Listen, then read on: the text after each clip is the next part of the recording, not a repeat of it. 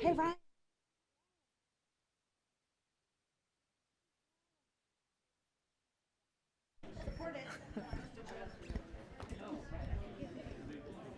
All right, we're going to go ahead and get this meeting going. Welcome, everyone. Oh, okay. All right, thank you. Welcome, everyone, whether you're watching online or here in person. Thank you for joining us this evening. Today is the first day of Black History and Futures Month.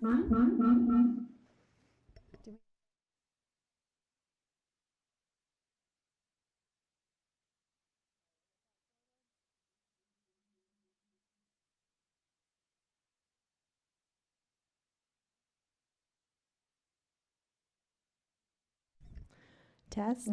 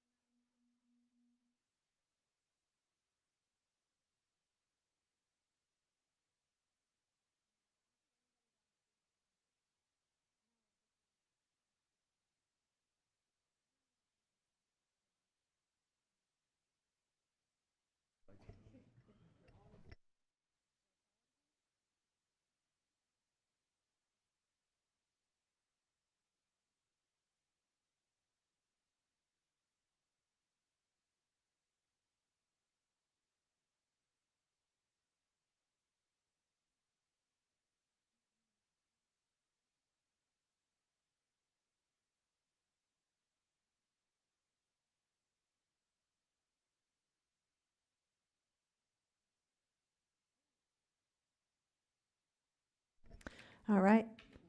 Okay, let's try this again. Welcome, everyone, whether you're watching online or here in person. Thank you for joining us this evening. Today is the first day of Black History and Futures Month, and I'm reflecting on the first and only Black man to date to lead our city as mayor.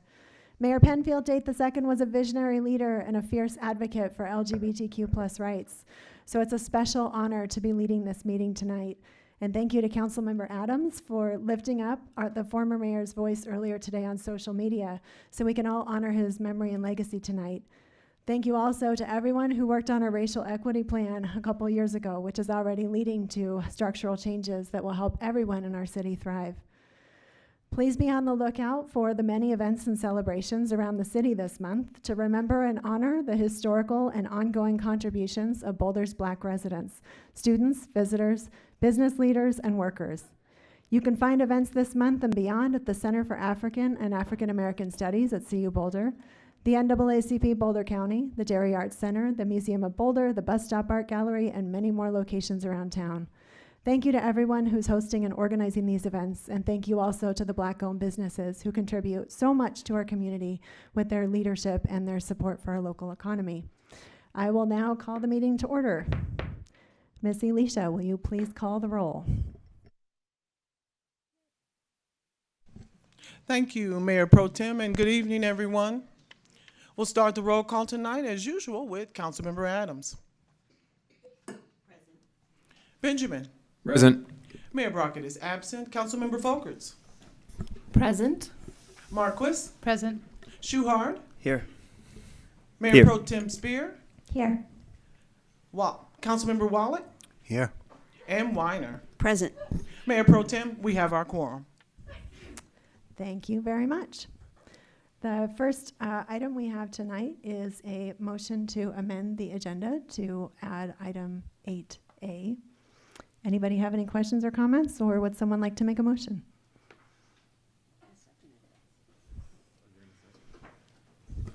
I'll make a motion to amend the agenda with item 8A. Second.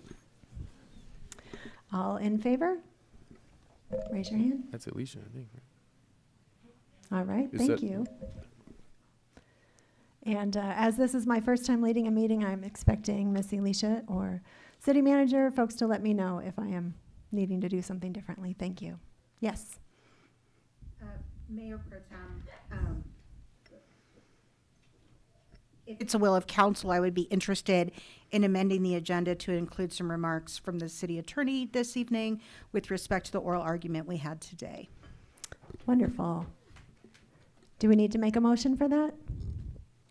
I don't know. Okay. Somebody want to just make a motion? So moved. All right. Second.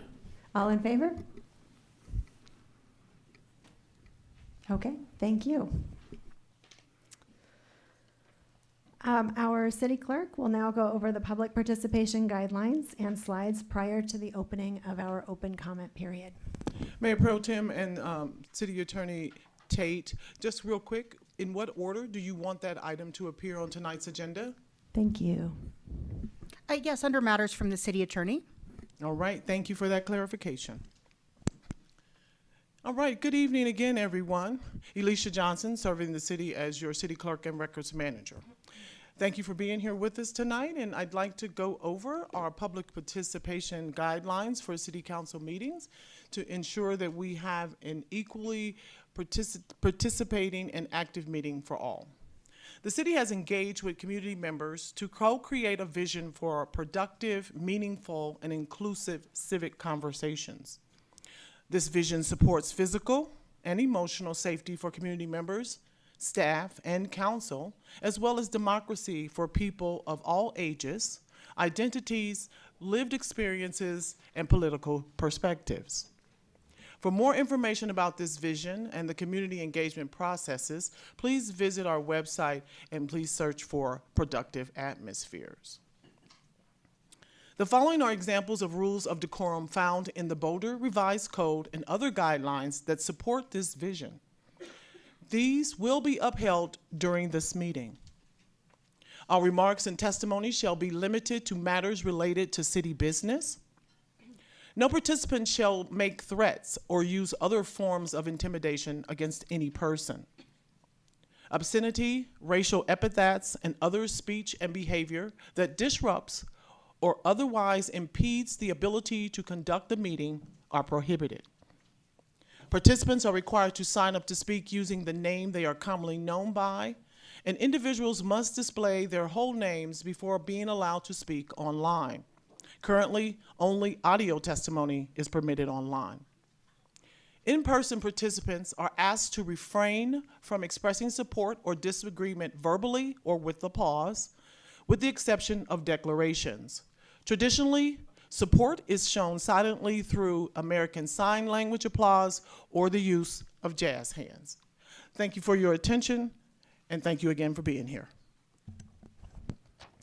Thank you very much. So for those of you who were here last time, I just kind of wanted to say a few words, hopefully set us up for not needing to recess this time.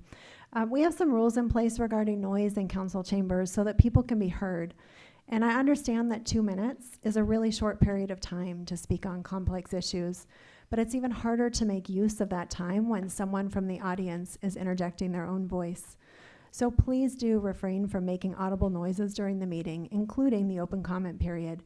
Even speaking in a quiet voice can make it hard for others to tune in to the speaker, especially for people who struggle to stay focused amid distractions. You may email us comments anytime if you're not on the speaker list. Everyone reads the emails that come in via the contact staff and council form, even if not all of us have time to respond. On Zoom meetings, when we have them in study sessions, we put our thumbs up or down to express agreement or disagreement. That may be something to consider if you'd like to react to a speaker when they're speaking or after they're done. Jazz hands if you like something, a thumbs up if you agree, or a thumbs down if you disagree. And please remember that it takes a lot of courage to get up and speak in public in front of a full chamber and the 9 of us. So when we ask for silence during and after people speak, it's to ensure everyone is able to express themselves without feeling intimidated or silenced. I hope to avoid the need for a recess this week. Using silent reactions rather than speaking out or clapping during open comment will help us avoid a recess. However, if the chamber is unable to follow the rules and disrupts the meeting, we will recess. I'll be stopping speakers at 2 minutes to ensure equal time at the podium, but if you have additional comments, you may email us. Thanks again for being here. Our first speaker tonight is Elise Mordos, followed by Morales Myrna and Fahad Tamtan. And please feel free to correct me if I'm saying your name incorrectly. Thank you. I'm Elise Mordos. Thank you for your time this evening. I have two topics to address. First is that I want to thank you for abiding by your policy to focus on local issues and not make statements about foreign affairs. I support this and hope you continue to follow this policy. Two, the Boulder Annapolis Sister City Project raised $72,000 to buy an ambulance for one of UNRWA refugee camps in Annapolis. I bring this up because of the very recent reports indicating that about 10% of the 13,000-person UNRWA staff in Gaza are connected to terrorist organizations Hamas or Palestinian Islamic Jihad. About 50% have close relatives who are members, and a Telegram group chat of 3,000 UNRWA teachers in Gaza celebrated October 7th massacre. A released child hostage also testified he was held captive in the home of an UNRWA teacher for 50 days where he suffered from prolonged child abuse. So far, 12 staff members have been arrested. A formal investigation is undergoing. US, EU, Germany, and other nations have suspended funding. While this focuses on October 7th and Gaza, the entire organization is under investigation, and this includes UNRWA and the West Bank. Going forward, Boulder should not be providing financial assistance to UNRWA entities, and that as long as the federal government funding is suspended and this investigation is ongoing. Additionally, I think it's bad precedent to supply anything to UNRWA entity because our relationship is between the municipalities and not Boulder and the UN. So we have no recourse should this ambulance be used for purposes, other purposes. Lastly, the fundraising page includes highly inflammatory language against Israel saying, learn more about Oscar refugee camp. Here, how Israel targets Palestinian first responders in occupied West Bank with a link to an Al Jazeera article. This kind of language should not have Boulder's names attached to it. Thank you. Thank you, Elise, for the time. And that boo is the first warning, please. It is disruptive to the meeting. It is disrespectful to the speakers. You may use your thumbs or your fingers to give thumbs up or thumbs down, but please do not interrupt the speakers while they're speaking. It does take a lot, even if you don't agree with someone, it takes a lot for them to be up here speaking. Thank you. The next speaker is Morales Myrna, maybe Myrna Morales. After that, we have Fahad Tampton and Julia Halaby. Thank you. I know that the signs behind me indicate a particular perspective that could be mitigated by the number of 27,000 people who have died in Palestine, in Gaza. And I think that that number is a number that we need to maintain focus in spite of the rhetoric that consistently commits itself to say that what is happening in Gaza is not genocide. My name is Myrna Morales. I live up the mountain. I do my work in Boulder. I use your libraries. I volunteer at your community radio, and I try to support your small businesses as much as possible.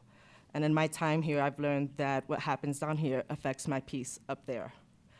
And so as a result, I also have a PhD in libraries and information science, studying the democratic process and what exactly lends the trust in our libraries that we don't get in our democracy.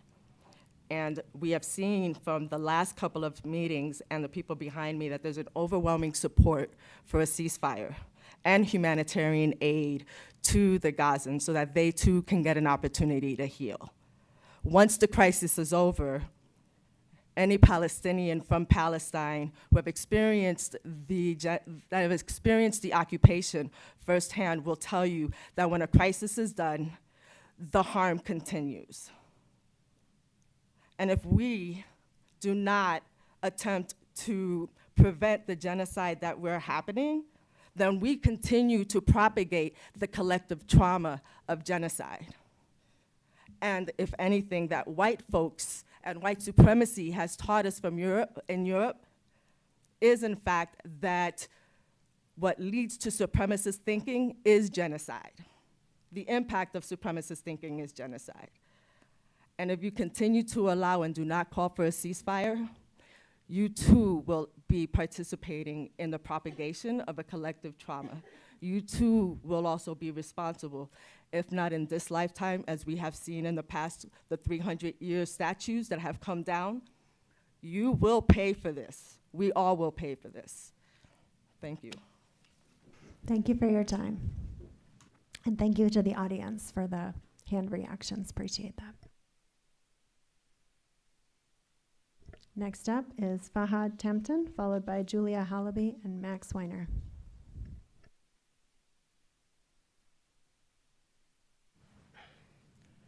My name is Fahad Tempton. I'm here representing my Palestinian brothers and sisters who have lost their loved ones in Gaza and continue to watch our federal government fund and support their people's ongoing genocide day after day.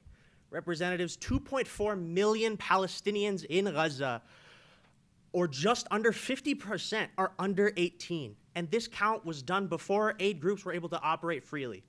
That is to say, when you see Palestinians undergoing surgery without anesthetic, when you see Palestinians rationing water, subsisting off of bird seed, it is children you are watching, all while Israeli leaders continue their indiscriminate bombing campaign and destroy all working hospitals. These are kids, and every day they continue to lose their childhoods to violence. If it was our kids who were starving, fearing for their lives, we'd be doing anything in our power to stop the violence. And you have the opportunity to do something. Your constituents, your Palestinian constituents, your taxpayer constituents deserve to know their local government stands against the killing of children, against this genocide, with humanity, with justice. This is not about politics. This is about justice. It is about humanity. Change has to start somewhere, and it can start here, no matter how small it seems.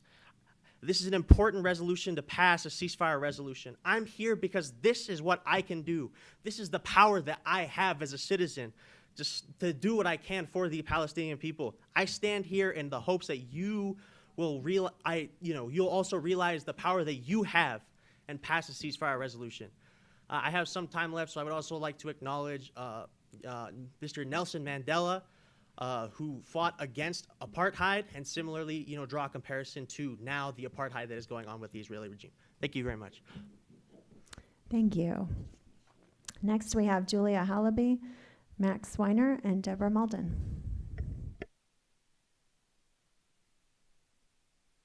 Julia Halaby, PowerPoint presentation for background. Once again, I stand in these chambers feeling incredibly othered by my community, having to speak firmly about my people's identity as loving, generous, peaceful humans deserving of all that we want for ourselves.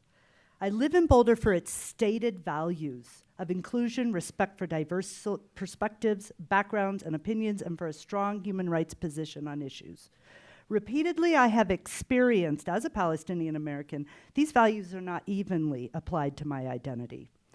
Passing a ceasefire resolution does not harm anyone. Rather, it affirms these values which you have an obligation to affirm.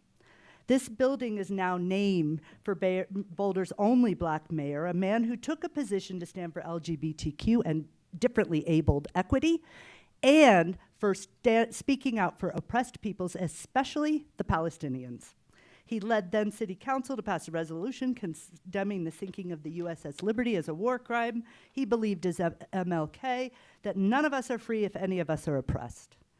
We should walk our talk of being a place like no other, standing for humanity and life and liberty. Passing this resolution says loudly that human life is precious no matter what ethnicity, that peace should prevail in all people's lives, and that equality is the foundation for civility. My grandfather used to tell me stories of pre-48 Palestine where Christian, Muslim, and Jews were neighbors, babysitting each other's kids, praying in the same building on different days, sharing produce from their gardens and meals in each other's homes. From the river to the sea, Palestine will be free is a chant that begs coexistence, living freely together as we once did. I desire above all else mutual understanding, because Thich Nhat Hanh says, understanding is love. Thank you. Next up, we have Deborah Malden, Max Weiner, Deborah Malden, and then Martha McPherson. Thank you. I want to say that I feel pain the people in this room and the tragedy of war. Boulder City Council, I'm an actual Boulder City Council, I'm an actual Boulder resident. I ask you to take action locally against anti-Semitism in your city and government. I ask for anti-Semitism training for all Boulder employees. Some actors in Boulder government, education, and many in Boulder high society are not educated about anti-Semitism. CUSJP and Colorado Palestine, who may be in the audience tonight, organized a march in Boulder last Sunday with a sign showing a Star of David and a trash can that said, keep the world clean. It showed a stick figure throwing the Star of David into a trash can. I have never heard these groups call for peace, nor a two-state solution. It is a movement to free the land of Israel of Jews from the river to the sea. I ask you to focus your efforts locally, to Boulder universities and government. CU and Naropa are awash with anti-Semitism under the guise of anti-Zionism. Under the guise of academia and scholarship, student groups and university departments teach political revisionist history portraying Jews as white oppressors who have no connection to Israel and just showed up there one day.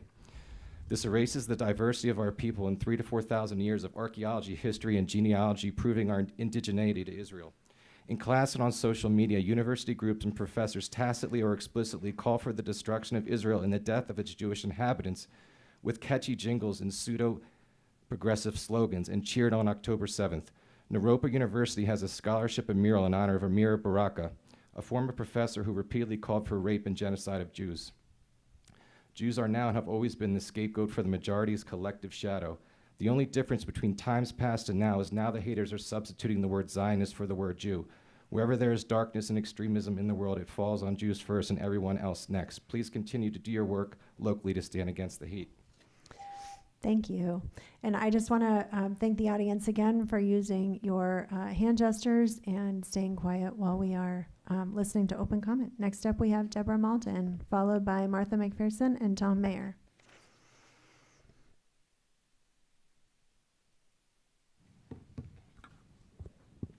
Good evening, Council. I'm Deborah Maldvin, here tonight on behalf of Create Boulder and as a city resident.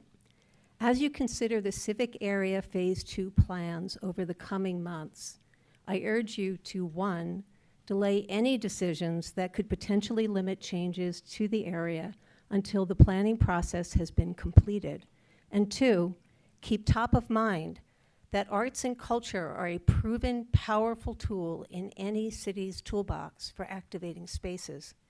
The arts generate foot traffic, driving ancillary spending at Boulder businesses and making spaces safer and more inviting.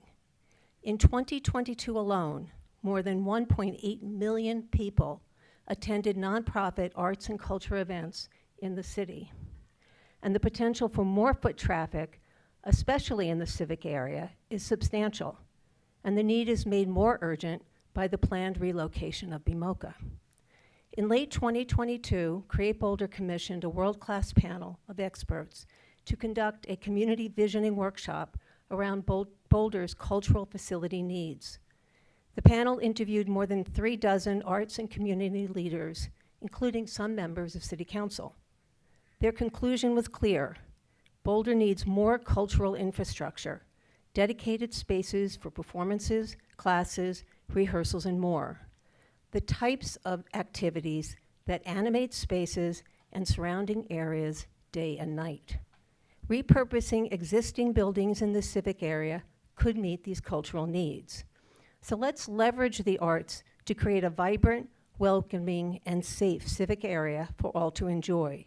And again, please keep all options open until the conclusion of the planning process so that decisions about the civic area can be forward-thinking and strategic. Thank you. Thank you. Next, we have Martha McPherson, and then Tom Mayer and Amir Rizvi. Yes, I'm Martha McPherson. I live in Boulder, and I am furious. I'm furious that those with power shrug as a humanitarian nightmare is unleashed on innocent women and children. 70% of the 27,000 killed. 70% women and children. And yet we pretend that it's not a genocide. I am furious as children recovering from amputations without anesthesia are then killed in these hospitals by the IDF. I am furious as hypocrisy is crushing empathy. I am furious that I am not doing more. I am furious that you are not doing more. There are now 47 cities who have stood up and passed a resolution demanding a ceasefire. Chicago just passed a ceasefire resolution. You are our groundswell. With your support, we can begin the momentum of standing up for humanity. We must have a ceasefire resolution now. Our supposed progressive city of Boulder needs to take a stand. The South African court did. They listened to all sides and came to the undeniable conclusion that genocide was indeed happening. We must counter the obscene move of cutting off funding to UNRWA with finding our conscience and being the voice of the oppressed. Thank you for your testimony. And I realize I did not cover snapping before. Please, no snapping, no audible noises of any kind. It is disruptive. It makes it hard for us to focus on the speaker. So please limit snapping. Silent gestures, totally fine. Next up, we have Tom Mayer, Amira Rizvi, and then Emily Hernandez-Elmer. I'm Tom Mayer. I think you must be tired of hearing from me. I've spoken a bunch of times. I would like to read to you a letter which I wish I could write a year from now to the Boulder City Council. Here is that letter which I wish I could write. Dear Boulder City Council, I am writing to thank you from the bottom of my heart for having the wisdom, empathy, and courage to pass a much-needed ceasefire resolution for the Gaza war. It was especially impressive that the ceasefire resolution was endorsed by a unanimous vote of the Boulder City Council. Following Boulder's leadership, many other Colorado communities have passed ceasefire resolutions. Roughly the same process occurred in many other states.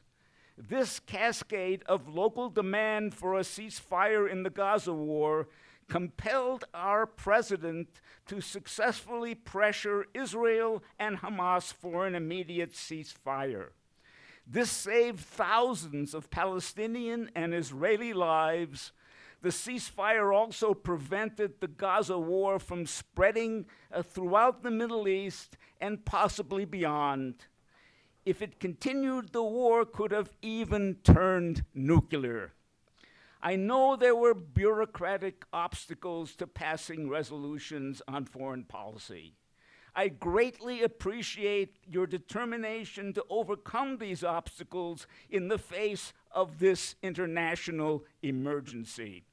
Bureaucratic precedent should never interfere with imperative action. I am also glad that you rejected the absurd notion that a ceasefire resolution was somehow anti-Semitic. Your time is up. Thank you so much. You may email us the rest of your comments, please. Thank you.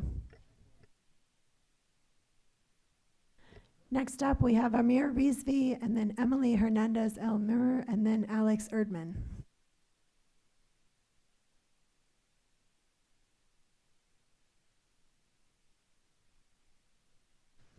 Do we have Amir?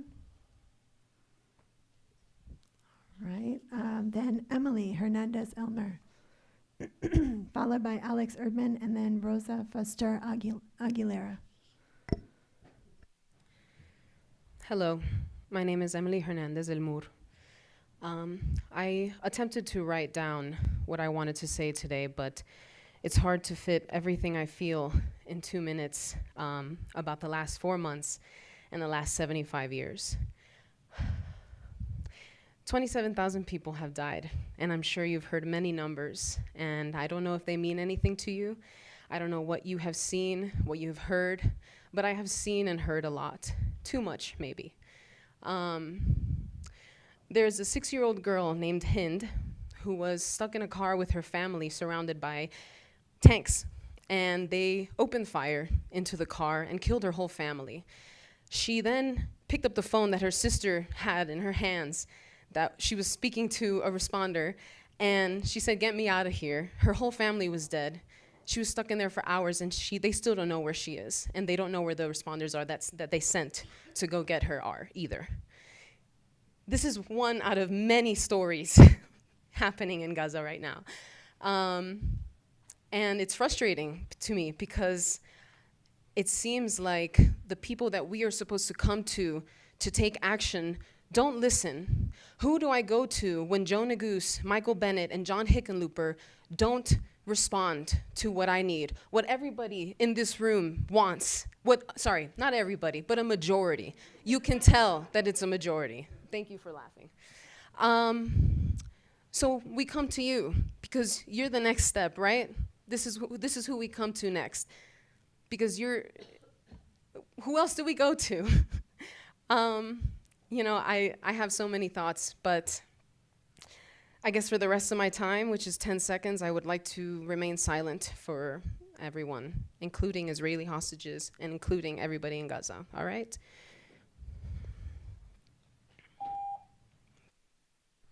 Thank you. Next, we have Alex Erdman, Rosa Fuster Aguilera, and Ellery Boyd. Hi, thanks for having me. I hope my story can convince the council that our reaction to the war in Gaza has a dramatic effect on the well-being of our local community here in Boulder. Starting in 2016, I spent 3.5 years conducting research in the UAE, Jordan, Lebanon, Palestine, and Israel. The Palestinian communities in each of these countries and in our own is profoundly impacted by the 1948 Nakba. This is when 750,000 Palestinians were driven from their homes while the world turned a deaf ear. Yet, the Palestinians I met never expected me to know what the Nakba was. They never lectured me on my country's complicity in the massacres of Sabra and Shatila. They didn't care that I was American. They welcomed me with open arms, ironically, because my ignorance of their plight allowed them to be more than just a victim around me, but real people with hobbies and dreams, aspiring to be more than just a statistic in a tragic news article. In 2017, I was detained without cause or explanation by the IDF. I felt violated, but my Palestinian friends just shrugged. Sadly, they've grown accustomed to being treated as if they're invisible. Since October 7th, the systematic dehumanization of Palestinians has worsened.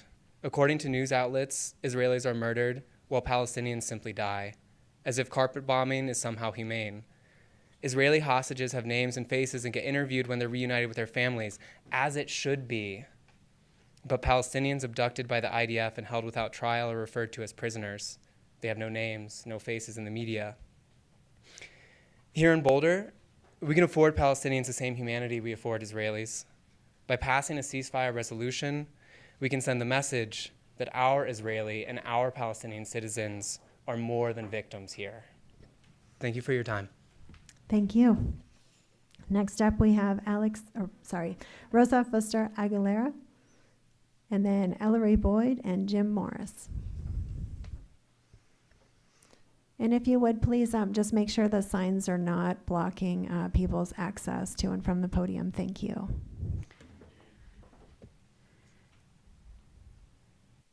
Tell me when to go or no? Oh, you can just start. We'll start the timer. My name is Dr. Rosa Fuster Aguilera. I work at CU, and similar to this council, CU is silent about and therefore complicit, yes, silence is violence, to the genocide to the indigenous peoples of the occupied Palestine territories. On January 30th, a truck displaying LCD signs with photos and names of the Ethnic Studies Department at CU Boulder, at CU Main's campus, and labeling them as Boulder's leading anti-Semites. What are you doing about this? This is doxing and hate speech in our campus and our city? Are you going to remain silent again like you did 2 weeks ago when you ignore all the people demanding a ceasefire? I'm sickened by the doxing and official reprimands and termination of students and colleagues in universities in the US for being outspoken in favor of the people of Palestine. I urge you to call for a ceasefire. This is the starting point for this city that likes to think of itself as progressive and likes to talk about land acknowledgements and reconciliations, but not even recognize the genocides happening right now. That is hypocrisy at its peak. Shame on you. At least 27,000 people have been killed and 66,000 wounded in Israeli attacks on Gaza since October 7. How dare you calling Boulder a sister city of Nablus when in the West Bank of the occupied territories of Palestine, when you are contributing to their people genocides? There have been over 350 Palestinian kills by the IDF in the West Bank. Nablus, Jenin, and Tulkarem are the deadliest areas on the occupied West Bank, with at least 94 killed and over 6,500 injured in Nablus areas in 2023 and 2024. You are so late on demanding a ceasefire. I demand you to do the right thing and not on the increasing list of cities that are demanding a ceasefire. Shame on you for not knowing that 1.6 million is how much of the annual $3.8 billion in military funding that people in the city of Boulder pay through federal tax dollars, as it was brought up by the by a speaker last meeting. I urge you to do something about Thank you. this. Your time is up. Thank you.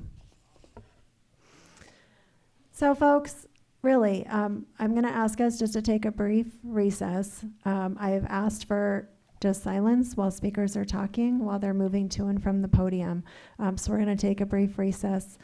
Please, when we come back, it doesn't help to yell at us. It really doesn't. We have processes and procedures in place. So we're going to take a brief recess. I invite city staff and my colleagues to join me in leaving the dais.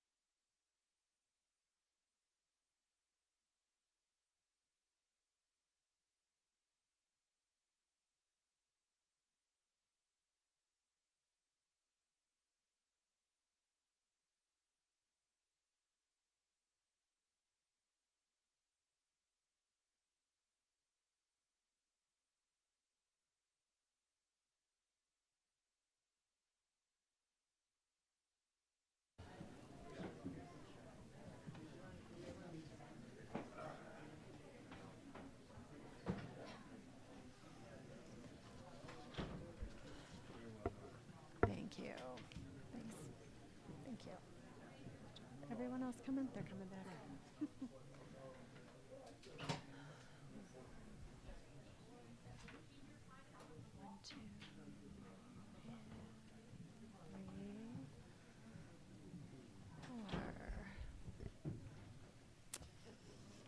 All right, we will reconvene the meeting. And again, jazz hands great, thumbs up, thumbs down. Just please let us focus on the speakers. It really does take a lot to get up in front of us and a crowd and speak what's on your mind and in your heart. So we've got Ellery Boyd, followed by Jim Morris, and then Michelle Rodriguez. Thank you. Hello. Thank you all for being here tonight, and thank you for all the work you do for our city. My name is Ellery Boyd, and I'm a resident of North Boulder and a graduate of Boulder High School. First, I would like to thank this body for their commitment to taking a stand on important foreign policy issues that affect us all, as evidenced by its 2006 resolution calling for the U.S. withdrawal from Iraq. I'm proud to have been raised in a community where our government understands that the global is local. Now you all have a chance to follow in those footsteps and demonstrate to the residents of Nablus, our sister city in the occupied West Bank, as well as all Palestinians, that Boulder stands with them and will not let their cries for a ceasefire in Gaza go unanswered. The municipal code states that council shall not act on a foreign policy issue on which no prior official city policy has been established by the council or the people unless sufficient time and resources can be allocated to assure a full presentation of the issue. Therefore, we would appreciate you taking the time to prioritize the consideration of a ceasefire resolution alongside our other important local issues. Now is the moment to do everything in our power to end the loss of Palestinian life and ensure the influx of much-needed humanitarian aid to Gaza. And it is within your power as city councilors to stand with the majority of Americans and many other local governments across our country by passing a ceasefire resolution. Thank you so much for your time, and I'd like to follow in the footsteps of someone who spoke before me and use the rest of my time as a moment of silence for the lives who have been lost.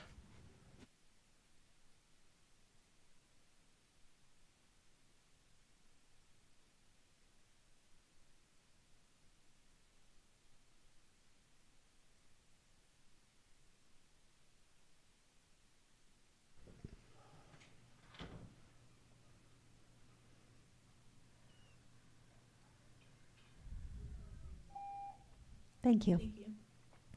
We've got Jim Morris, followed by Michelle Rodriguez and Iris Hodges.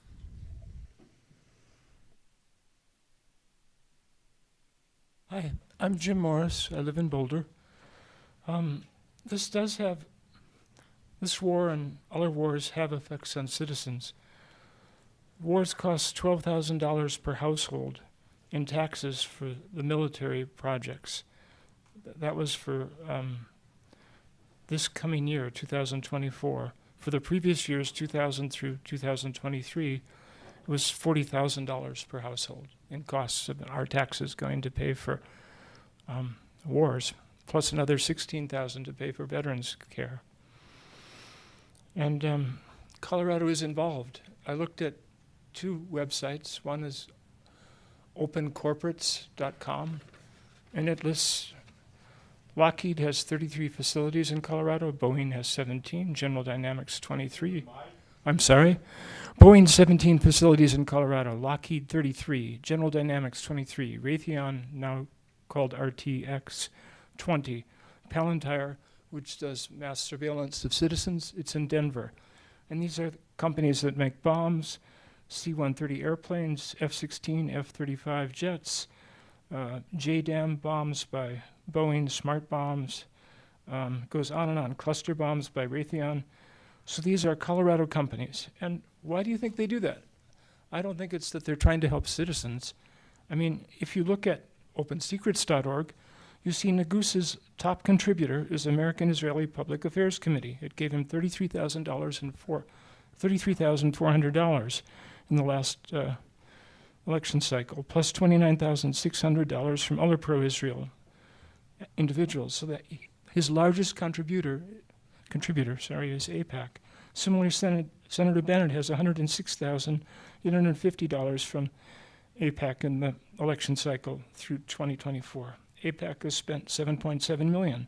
Other countries do bad things too, trying to affect our policy, but it's not in our Thank interest. you so much for your testimony. Next up, Michelle Rodriguez, followed by Iris Hodges and Laura Gonzalez.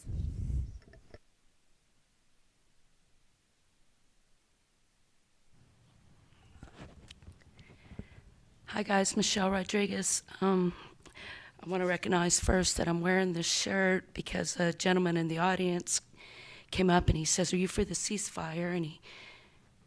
And I was like, I'm kind of neutral, you know? But then I thought about it real quick, and what I am for is for peace amongst all people. And I can say in my 55 years of my life, I have never been surrounded by a crowd of so many adults that were so unsettled and so not at peace.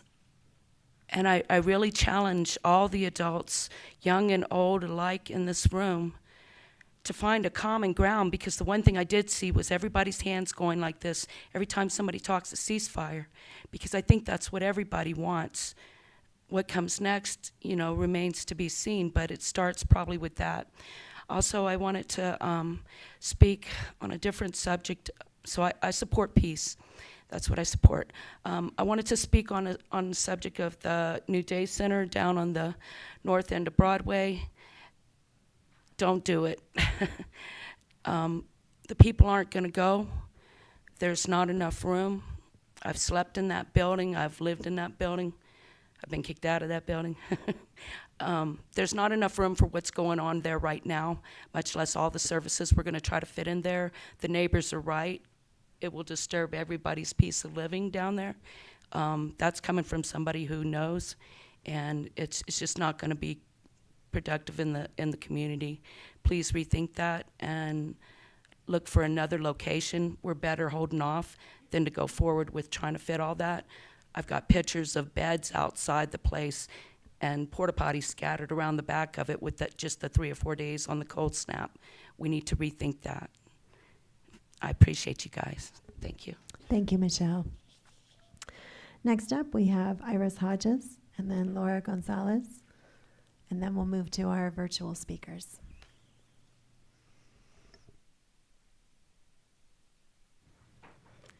Thank you, council members. My name is Iris Hodges, and as I've heard the previous speeches, I had to add this piece of information. It wasn't part of my speech. Around 27,000 Gazans were indeed killed, but they forgot to mention that 10,000 out of them were Hamas militants, placing the civilian casualty ratio at a 1 to 1.7, Sorry, which Iris, is unheard I of. want to make sure that you are able to have your full 2 minutes, so I'm going to ask that we take a recess. Please, folks, really, we need to be able to let the speakers speak. So I'm so sorry to you, Iris. I'm sorry to everyone who is still waiting to speak online. We are going to take a brief recess. I would ask staff and my colleagues to join me once again in leaving the dais.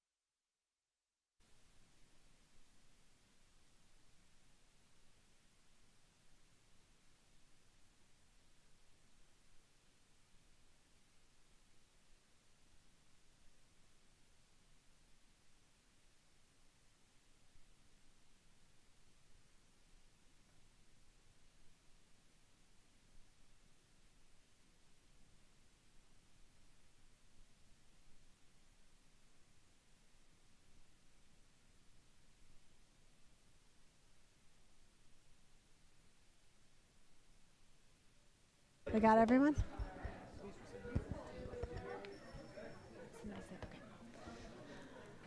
All right, let's get the meeting. Oh, second. Do we have can we get the mics back on? Thank you. Thank you so much. And can we please restart the clock? And Iris, I apologize, but would you be able to start from the beginning? And I'm just please going to ask folks, we just have a few speakers left. Please remember, it takes a lot to get up here. Please, even if you disagree with someone, please give them the respect of listening to them. You can use those silent hand gestures, thumbs up, thumbs down, jazz hands, depending on what you prefer. But please, let's let folks speak so we can finish up our open comment, and then we'll have a chance for council to speak and city staff. So thank you so much for your patience. So once again, thank you, city council members, for allowing me to speak. So as I stated before, around 27,000 Gazans were indeed killed, but 10,000 out of them were Hamas militants, placing the civilian casualty ratio at a 1 to 1.7, which is unheard of. For reference, according to the UN, civilians make up around 90% of casualties in war, placing it at a 1 to 9 ratio. It is extremely remarkable considering Hamas is hiding behind their own civilians. So I do not want to hear the word genocide, please, again. Let me start by asking you a question. What do you think will happen after a ceasefire? Will Hamas lay down their weapons and start peaceful negotiations for a better future? This organization's vision is to eradicate all Jews from the land of Israel. They have declared it openly and repeatedly. If Israel will cease fire, we will meet here again in a year or two when Hamas will strike again, forcing Israel to defend its civilians once more. And why would you even want a ceasefire if you care for the Gazans? Hamas is using its own people as human shields, and in numerous cases have been recorded, preventing them from fleeing away from battle. They even throw their political opponents out of windows, and the LGBTQ community as well. And you want them to remain in power? Hamas has to be eradicated for the sake of Gazans and Israelis alike. About 3 weeks ago, the San Francisco Board of Supervisors passed their Gaza ceasefire resolution. Mayor London Breed, who, quote, almost never comment on or engage with non-binding resolutions, felt the urge to make an exception and sent a response letter. In that letter, she stated that since this resolution has passed, the city has been, quote, angrier, more divided, and less safe. Is that what you're wishing upon Boulder and Colorado? I am asking you to consider this frightening behavior, which is happening right now on American streets and is on the rise as we speak. Thank you. Thank you. Next up, we have Laura Gonzalez, and then we will move to our virtual speakers, Jude Landsman, Yuval Perez.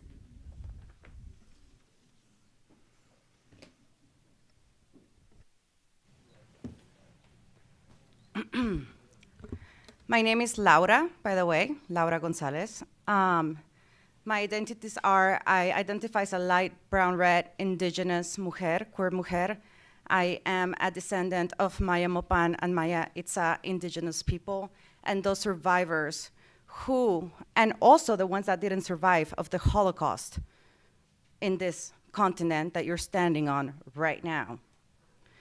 I am here to speak for my Palestinian indigenous siblings. It is, let me tell you what's happened after the ICJ ruling. The ICJ ruled that there's enough evidence for a plausible genocide, by the way. So I am gonna use the word genocide because the ICJ said that, right? Also a US court that dismissed the case of the Palestinian versus Biden also ruled that there's enough evidence for a plausible genocide in Israel.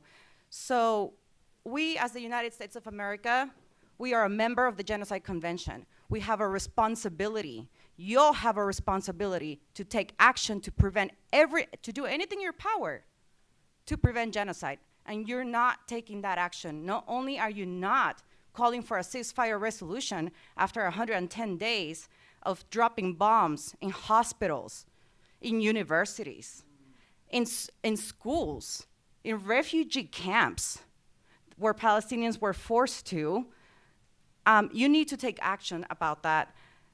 Let me tell you what's happened after the ICJ ruling. More than 700 people have been murdered, even though they have ruled that it's plausible evidence for a genocide.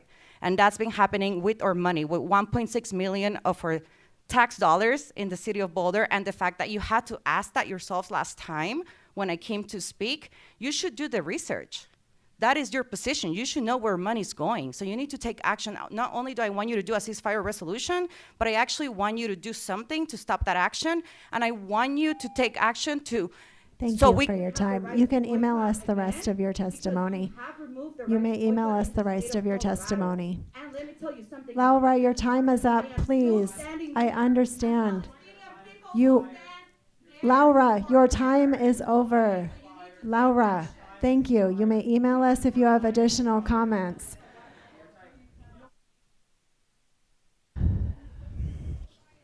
All right, we are going to move to online testimony. We've got Jude Landsman, Yuval Paris, and Aaron Brooks.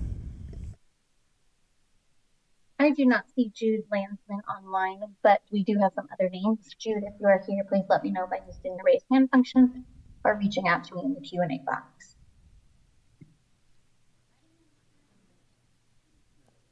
All right, then let's move to Yuval, and if Jude shows up, please let me know. Mike, can you hear me? Okay. Yes. Thank you for giving me time to speak. I want to share a personal experience as a local community member. My grandfather came to Israel from Iraq in 1942. Before that, in 1936, his parents traveled from Baghdad to Israel while trying to decide if they'll migrate. I remind everyone this is before Israel's independence in 1948. His parents were horrified by the number of Jews that were being slaughtered in Israel by the local Arabs and decided to stay in Iraq where it was safer for them. Between 1939, though, and 1945, 35% of the world's Jewish population was killed. And similarly, Baghdad saw its fair share of Jewish murders during that time. This led I'm my sorry, grandfather... Yuval. I'm so sorry. I'm going to have to ask you to just pause for a moment. We are just having too much noise in the crowd for me to be able to focus on what you are saying, and I really do want to hear what you are saying because everybody who signs up deserves their 2 minutes. So we have approximately 2 speakers left to go. Please, folks, I would really like to hear the people who have signed up and prepared statements to be here tonight. Whether we agree with each other or not, we should listen. It's not your turn to speak. All right, let's take another recess, and please join me in leaving the dais.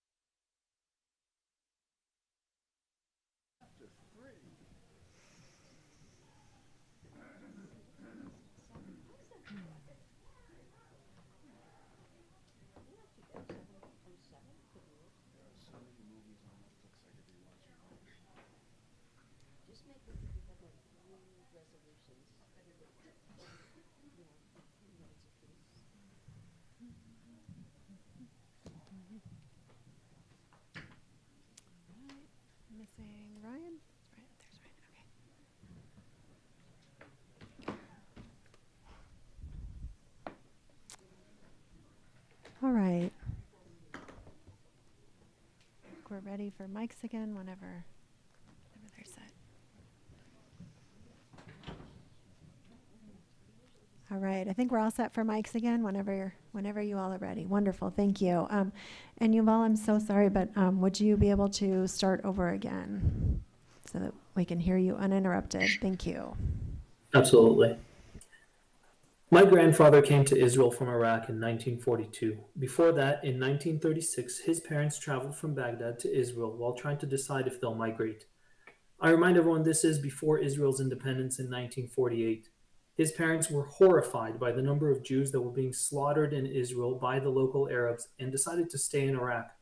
Between 1939 and 1945, 35% of the world's Jewish population was killed.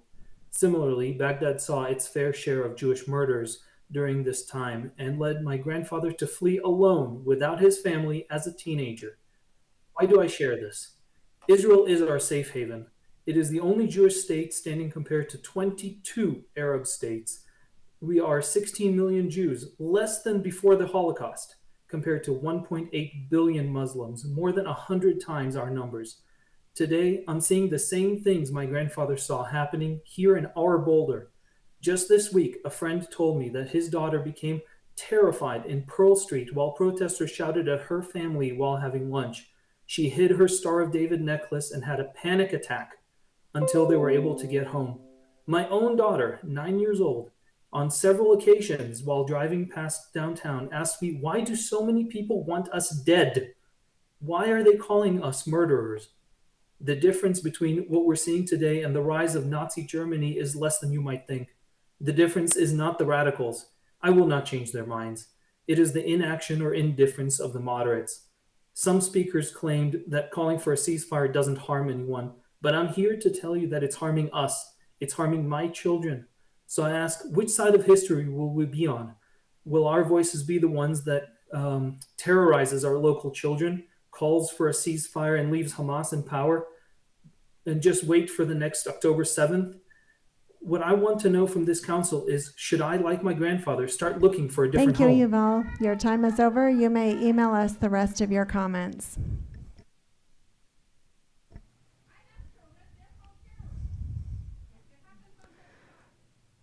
Folks, you can email us comments. You really can. I promise you, every one of us reads them.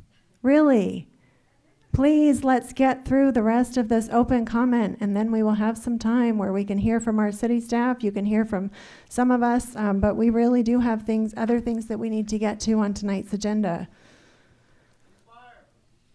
Next up, we have Aaron Brooks.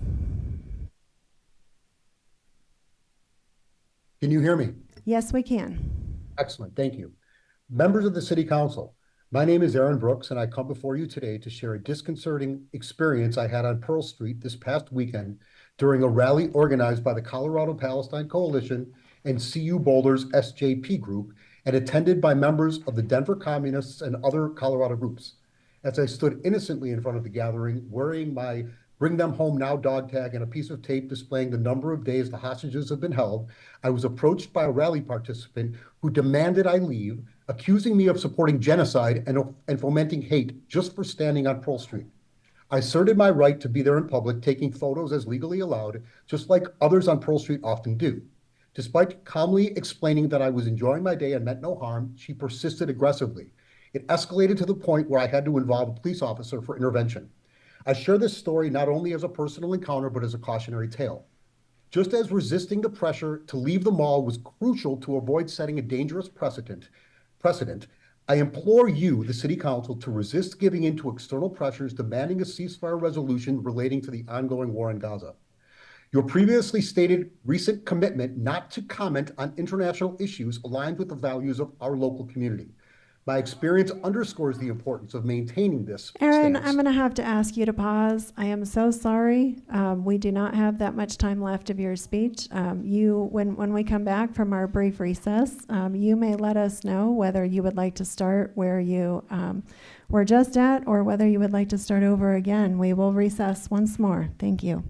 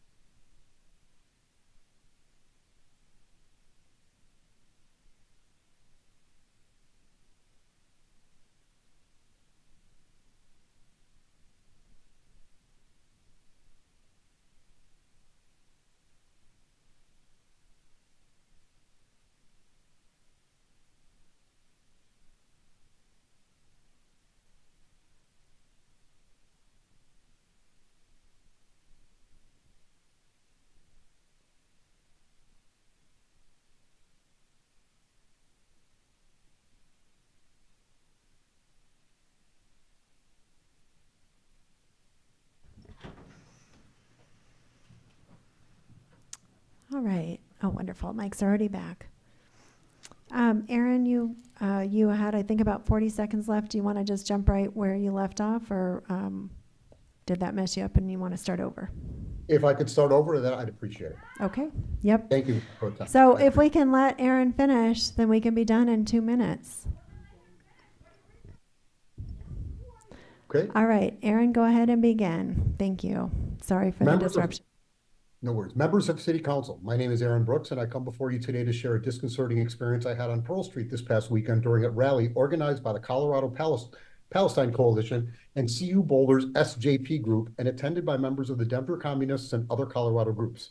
As I stood innocently in front of the gathering, wearing my Bring Them Home Now dog tag and a piece of tape displaying the number of days the hostages have been held, I was approached by a rally participant who demanded I leave, accusing me of supporting genocide and fomenting hate just for standing on Pearl Street. I asserted my right to be there in public, taking photos as legally allowed, just like others on Pearl Street often do. Despite calmly explaining that I was enjoying my day and meant no harm, she persisted aggressively. It escalated to the point where I had to involve a police officer for intervention. I share this story not only as a personal encounter, but as a cautionary tale.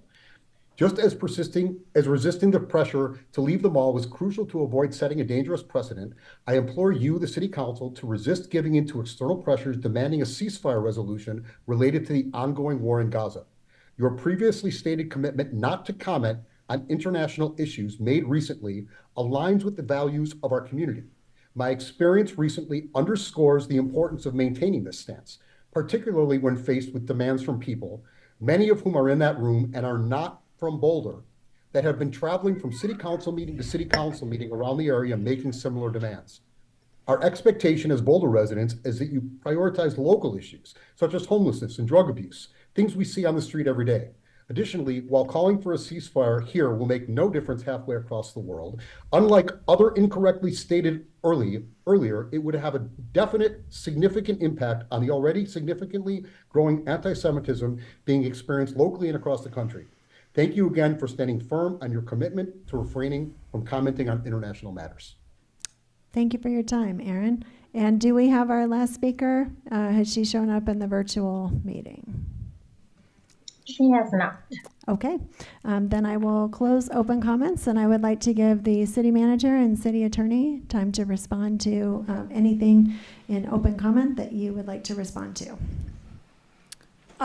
Thank you, Mayor Pro Tem. I appreciate it. I will say to the matters regarding city operations, I believe that we will be hearing a little bit more about the civic area later on in today's meeting. I appreciate the comments and the insight from Michelle regarding the Day Services Center, and we'll say that we will be speaking about that at the upcoming meeting on February 8th as we talk about all of our homelessness strategies. And that is it from me. Thank you.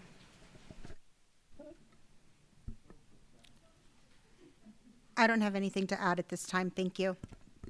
Thank you. Any of my colleagues, is there anything that you would, oh, I see a couple folks. And I actually don't know who is first. Maybe you can let me know. All right. Councilmember Benjamin. Thanks, Mayor Pro Tem. I appreciate how you handled that meeting and that open comment. And I appreciate the work that you did there. So thank you for that leadership. And thank you for also the compassion that you showed while leading that meeting. So I appreciate that. I would like to sort of bring an issue up really specifically about, I would just like to ask our colleagues to reaffirm our commitment to not weigh in on international issues. You know, I think it's important for us to recognize the emotion and... Folks, all right. You know. Yep, we're going to... Yeah. I'm good. Can we pause? Or I'm good. I'm good to keep going. Okay. If it gets out of hand. You know, it is appropriate. We have listened to 20 individuals provide their comment, and we're providing sort of our perspective on this right now. At least I'm choosing to do so, so I'd appreciate that same respect that we gave you all. So I want to recognize the emotion and the trauma that this situation has created and continues to create, not just here, but abroad. But it has been a longstanding policy for us to not weigh in on these international issues. And I think for the sake of transparency, it is important. No, all right, let's take a recess, folks. We cannot continue the meeting with the disruptions.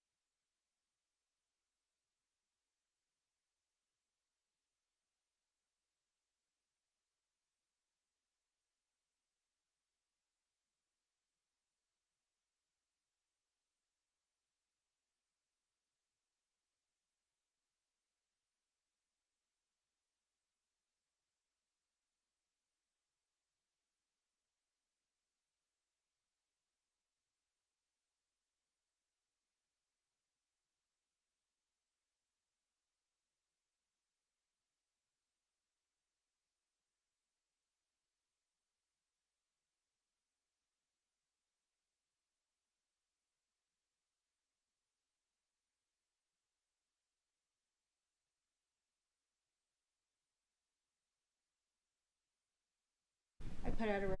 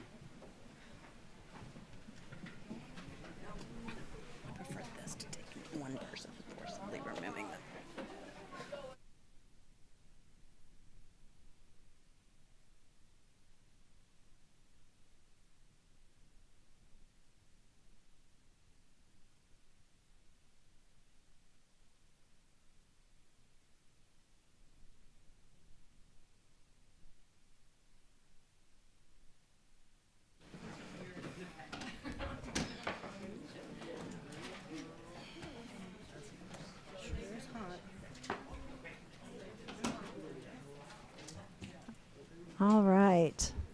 We get the microphones back on. Do we have mics back on? Yeah. Thank you.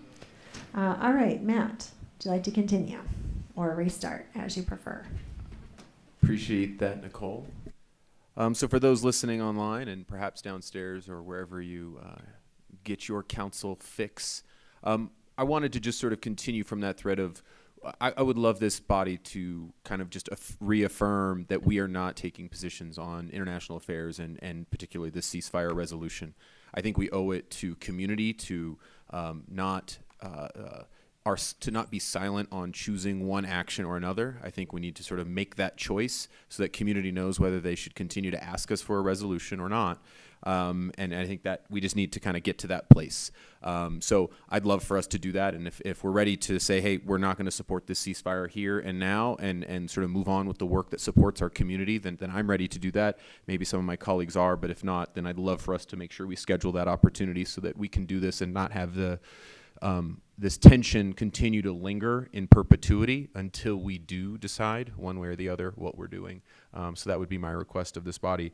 And just as a reminder, like the slippery slope, if we choose to act on this ceasefire, then we're choosing to then act on every international event that occurs. And that is, I think, the wisdom of previous councils deciding to place these processes in our book and in our procedures so that we aren't tempted with that slippery slope, and best to just refrain from weighing in on international affairs. So that would be my hope, and I hope my council colleagues will join me in reaffirming that so we can continue with the community's very important business like housing and transportation and homelessness and a litany of other things that are critical to our community. So thanks for the opportunity to address that. Councilmember Folkerts. Thank you. I want to thank everyone for coming out and engaging with our community tonight. No matter what brings you here tonight, I hope you will find people that share your beliefs and people who have challenged you and broadened your understanding of our world. I hope you can find the strength to listen and empathize with those you disagree with. Outside of this room, or now in this case, this building, I hope that you will find neighbors to have deep, difficult, and brave conversations with so that as a community we can grow stronger through our connection to each other and our shared humanity. It weighs heavily on me as a taxpayer of this country to know that my dollars are being spent on the murder of civilians and to live with that complicity. This is true for so many places other than Gaza, but it is also true in Gaza. I share the frustration that politicians who actually have the power to change international policy fail to act. As your elected official, I am committed to focusing on areas where I can do the most good. Unfortunately, I see no path forward for a ceasefire resolution tonight or any night. Personally, I wish this was not the case, and I hope you will see my honesty as a sign of respect for your time and your energy. I am so thankful for the passion and commitment to justice everyone has for the betterment of our community and the safety of all human beings. Thank you again for being here and sharing your passion with all of us. If any other council members are interested, I would like to ask to have our Human Rights Commission, if they have the time and energy, to advise us on ideas of how we can help our community engage in productive dialogue and healing, given the trauma associated with this topic. I know this is not what we are being asked for, and it will not stop bloodshed or terrorism, but it is something we can do to support our community in dealing with the pain and loss and trauma. Thank you. Thank you.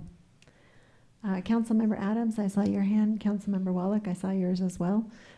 Councilmember Adams, you want to go down the line? Okay. All right. Thank you. Councilmember Wallach. Thank you. I want to just say a couple of words in support of my colleague, Councilmember Benjamin's statements. I think they're well taken. I think they're important to say it.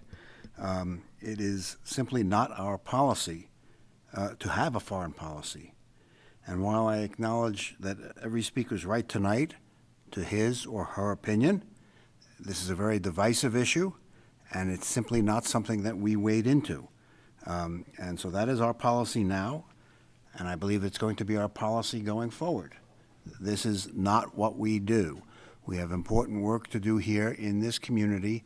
What we get paid to do is to help formulate policies that will better the lives of the greatest number of citizens, residents of Boulder that we can. And whether that's dealing with homelessness, whether that's dealing with public safety, whether that's dealing with snow removal. These are the things that are within our competence and within our responsibility, and that's what we do. We do not do foreign policy, and so I want to again express my support for the comments made by Councilmember Benjamin, because I think that is what we have been as a council, and that is what we're going to be as a council, and we need to move past this argument to get back to the work of the people to whom we are ultimately responsible. Thank you. Councilmember Adams. Thank you.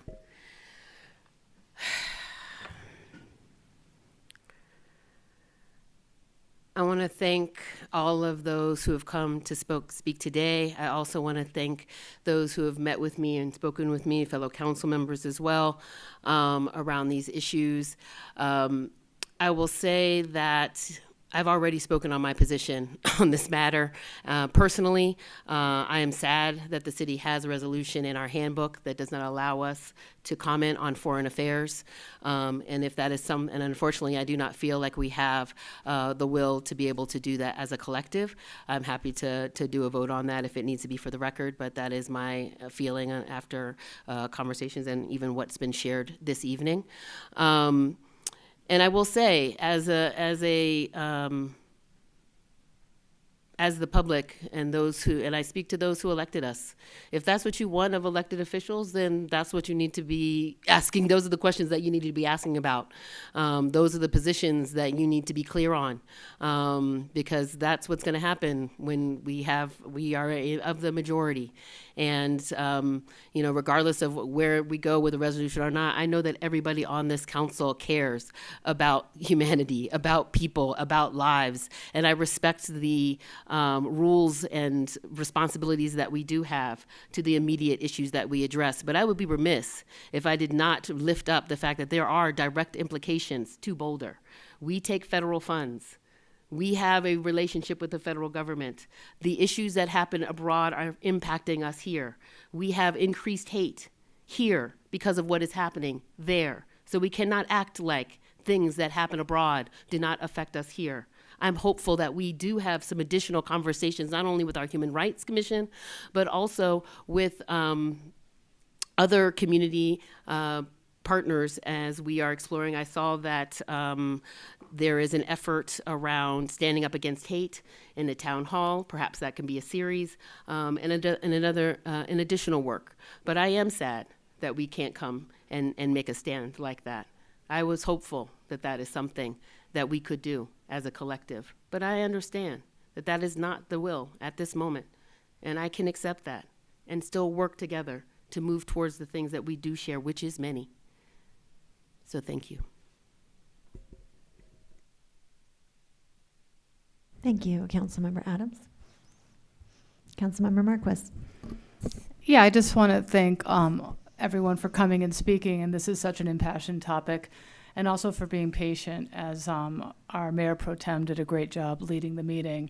That was frustrating, I know, for speakers when there's a momentum, but we also need to make sure each voice is heard, and that's incredibly important, and I'm really, really proud of how Mayor Pro Tem did that today. I do support the council not taking matters on foreign policy issues, as Councilmember Benjamin suggested, but also recognize that there's a lot of hurt in our community and support Councilperson Folkert's idea to go back to the Human Relations Commission and continue to recommit ourselves to our values of being an inclusive community for all people, regardless of their national backgrounds or their religious backgrounds. So always it's a good reminder of how hard we have to work on that. No matter how many studies and no matter how many trainings we do, we can always do more and work for our community. And really to Councilperson Adams' point, we're in another election season, and I'm a politically active person. So this is not an issue that is coming up. It didn't come up during the campaign I ran, and I'm not seeing it a whole lot in local campaigns. So I encourage everyone to ask candidates, where do they stand and what do you want to see, regardless of what it is. You have a lot of choices coming before you with a caucus on March 9th and then a primary on June 25th. So there are choices that you can make and advocacy you can do now. And I hope people are engaged in this process. Thank you. Any other comments? I would just echo everyone's thanks to all the folks who came out tonight.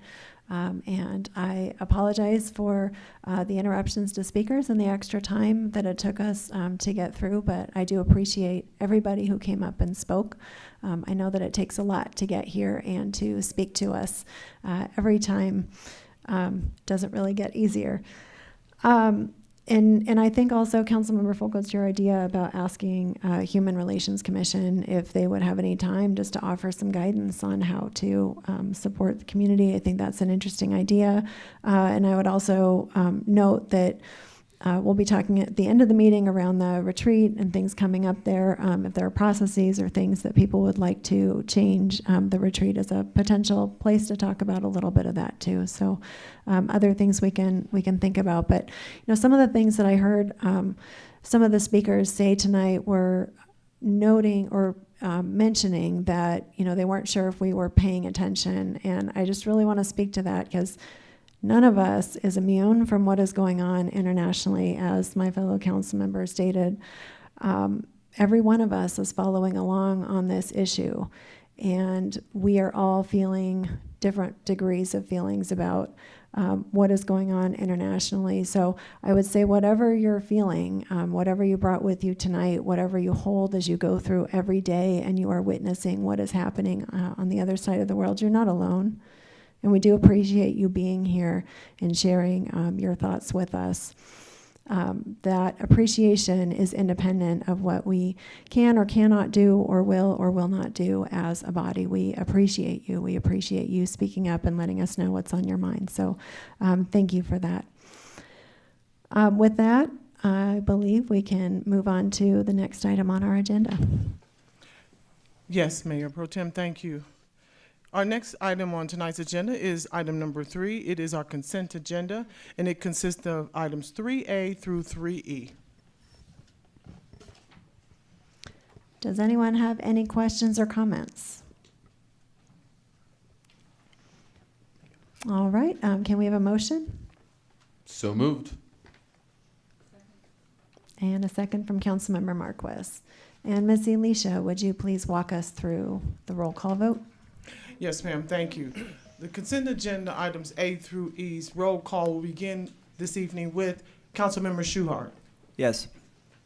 Mayor Pro Tem Spear. Yes. Councilmember Wallach. Yes. Weiner. Yes. Adams. Yes. Benjamin. Yes. Folkerts. Yes. And Marquis. Yes. The consent agenda items A through E are hereby approved with a vote of 8-0. Thank you very much. Next item on tonight's agenda is our call-up check-ins. That is item 4.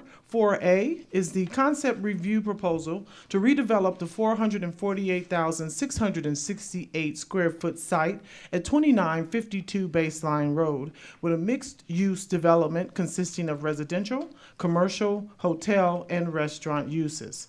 The existing buildings on site would be demolished and replaced with 6 new 4 to 5 story buildings containing retail, restaurant, and hotel uses, as well as approximately 610 new dwelling units and a mix of structured and underground parking. The unit type mix would include market rate units and student housing units. This is reviewed under case number LUR 2023-00038. Thank you. I will hand it over to our city manager. Thank you so much. And for this, I will hand it over to Chandler, who's going to run us through a quick presentation. Thanks, Thanks, Maria, and good evening, council members. I will do a quick presentation here. So this is the 2952 Baseline Road Concept Review. For the newer members of council, the purpose of concept plan review is to review a general development plan and provide the applicant with comments from the public, city staff, planning board, and council early in the process. There's no formal action or approval or denial requested tonight. It's really just for feedback. So the location of the project, it's approximately 9.59 acre project. It encompasses the triangular area located east of Highway 36, south of Baseline Road, and west of 30th Street. And this project site excludes the Baseline Crossing site as well as the McDonald's site. The site is zoned Business Community 2 and is adjacent to BT1 zoning to the north and public zoning to the east across 30th Street, which is where the Williams Village Towers are. To the west across Highway 36 is additional BC2 zoning as well as the Martin Acres neighborhood zoned RL1. The BC2 zone district is defined by the land use code as business areas containing retail centers serving a number of neighborhoods where retail type stores predominate. The site currently contains 5 existing 1 to 3 story buildings containing a variety of retail and restaurant businesses, including a Sprouts Market, the Dark Horse Saloon, Cosmos Pizza, a liquor store, a bank, and other restaurants. There's about 65,000 square feet of commercial space currently on the site. Both the Dark Horse and the Broker Inn have been in this location since 1974. The property is not individually landmarked or located in a historic district. So the proposed project is a mixed-use development consisting of 610 attached residential units, of which about 285 would be student housing and 325 would be non-student housing. About 69,000 square feet and change of ground floor commercial space, about 76,500 square foot hotel use is proposed, and just under 8,000 square feet of restaurant use. Oh, that site was not supposed to be there. There we go. So the project is comprised of 6 4 to 5 story buildings ranging from about 43,000 square feet to over 250,000 square feet in size. The net floor area ratio for the site is about 1.9, which is consistent with BC2 zoning standards. They're proposing a new L-shaped right-of-way to break down the superblock and a mix of at-grade parks, plazas, landscape setbacks, and rooftop decks. This is just a diagram breaking down the uses. So I've already kind of gone over the square footage of the uses, but this shows that yellow is residential, so predominantly residential. The light green is student housing, so the kind of E-shaped building is mostly student housing. And then the light blue is retail, the orange is hotel.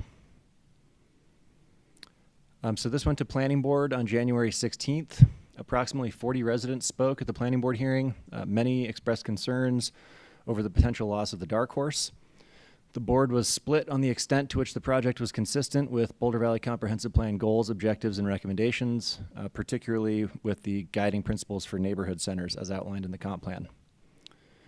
You do not have to read all of this. I will summarize very quickly. I know it's a lot of words. Key board feedback included reducing the overall mass and scale, improving permeability, reducing or removing ground level residential uses along baseline, improving open space, and there was a lot of discussion around that, consolidating site access points, so reducing the overall number of access points, improving multimodal connections to the site, potentially moving the parking structure to the west side of the site to create a noise buffer between the development and residents on the other side of US 36. Strong urge to see determination by historic preservation staff or landmarks board early in the process as to whether the dark horse is eligible for designation, and a desire to see the developer keep and or minimize disruption to existing businesses during the construction process.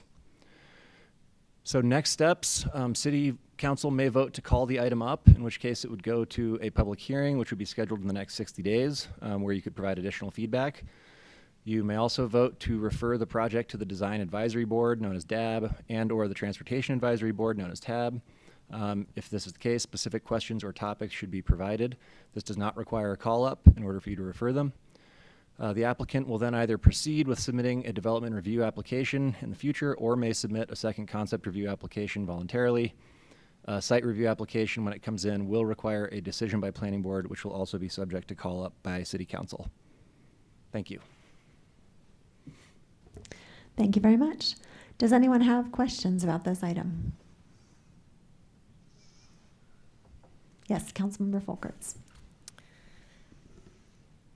If we were to want to have DAB review this project, and I think there's also potentially interest in calling it up, what is that? Would we want to refer it tonight, or would we wait till a call up? That would be up to you. Okay. I think my preference would be to wait for the call up so that we could provide more detail about what we would like DAB to look at. Yes, City Attorney. I believe there's a legal requirement that you make a decision about call-up for this within some certain number of days of the Planning Board's decision. So while you could order those in whichever, well, I'm afraid I don't know if there is a requirement of you to have that call-up hearing, public hearing, within some certain amount of time. It's 60 days. 60 days from the date of call up would be the hearing requirement, and 30 days from Planning Board in order for you to vote to call it up. Mm-hmm. So there is some time sensitivity with respect to the decision to call up and the hearing. Thank you so much for that. And the hearing to that results from the call up. So I encourage you to think about that as you think about referrals and how to order those. Thank you. Yes, Councilmember Benjamin. I was just going to go ahead and make sort of a comment towards a referral, unless someone else has questions. Okay. Well, I would like to suggest we call this up and also refer it to both DAB and TAB. I think that's probably prudent given the scale and certainly some of the questions and stuff that has come from Planning Board. So that would be what I would ask, is call it up and refer to both of those boards and commissions. Thank you. Yes, go ahead, Councilmember Wall. I would second both of those suggestions.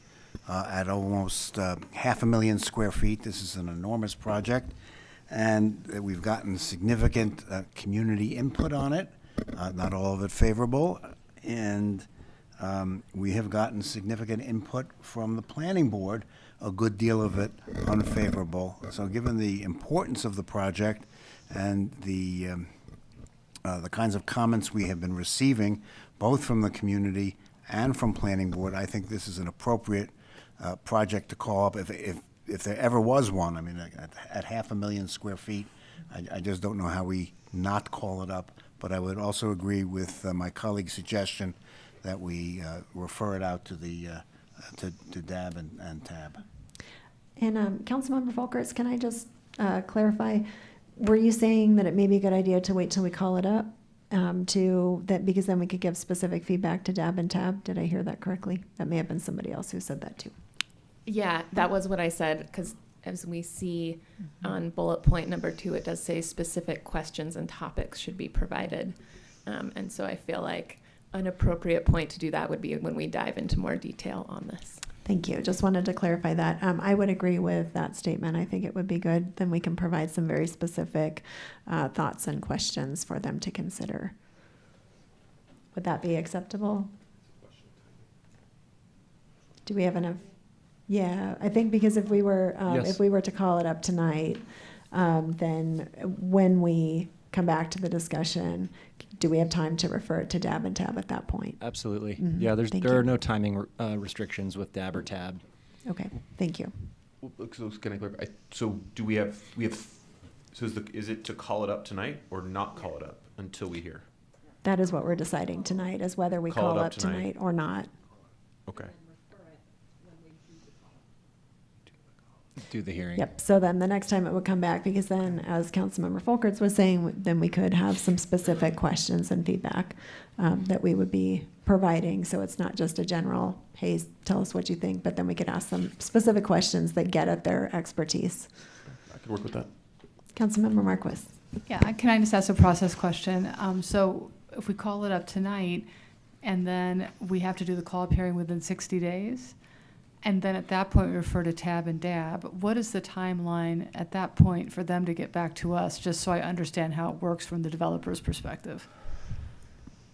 I see our Director of Planning and Development Services come up to the podium. Sorry, Good Teresa. evening, Brad Mueller, Director of Planning and Development Services. So what I think was trying to be expressed is if you call it up tonight, it'll get scheduled then in a future meeting within the 60 days, and then you would be able to refer it to those two agencies.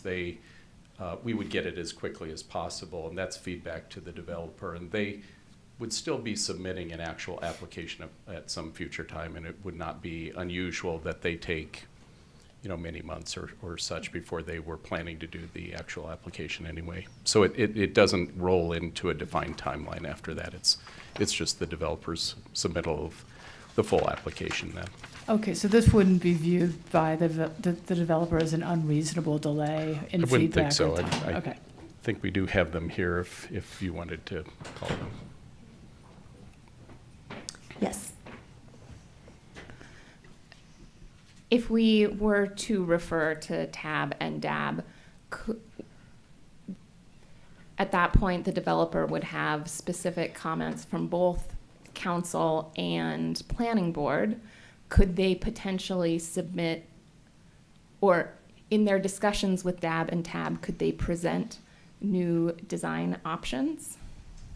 I believe so. Yeah, that's an open conversation, essentially. So in that case, it may not hold them back, and it may allow them the opportunity to get support from those other boards in preparation to coming back in front of planning board and council. Yeah. If they see the merit of those changes.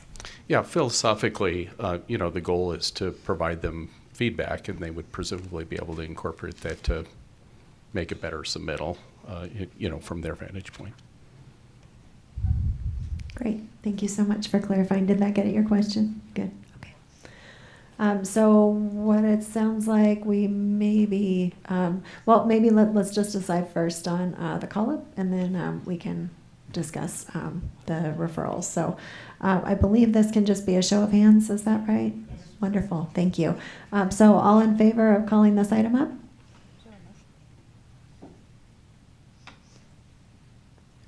All right. Thank you. And then I saw some nodding heads as we were talking about waiting to refer to DAB and TAB until we were at the call-up. Are folks okay with that? Okay, great. I believe we can move on to the next one then. Thank you, Mayor Pro Tem. Next, we have item 4B. It is the consideration of a landmark alteration certificate application to install a front and side fence at 2321 4th Street. This is referenced under HIS 2022-00123. It is a contributing property in the Mapleton Hill Historic District pursuant to Section 9-11-18 of the Boulder Revised Code 1981, and under the procedures prescribed by Chapter 1-3, Quasi-Judicial Hearings, BRC 1981. Owner applicant is Charles and Marcia Lamb. Thank you. Does anyone have any interest in calling this one up? See some shaking heads. Going once? All right.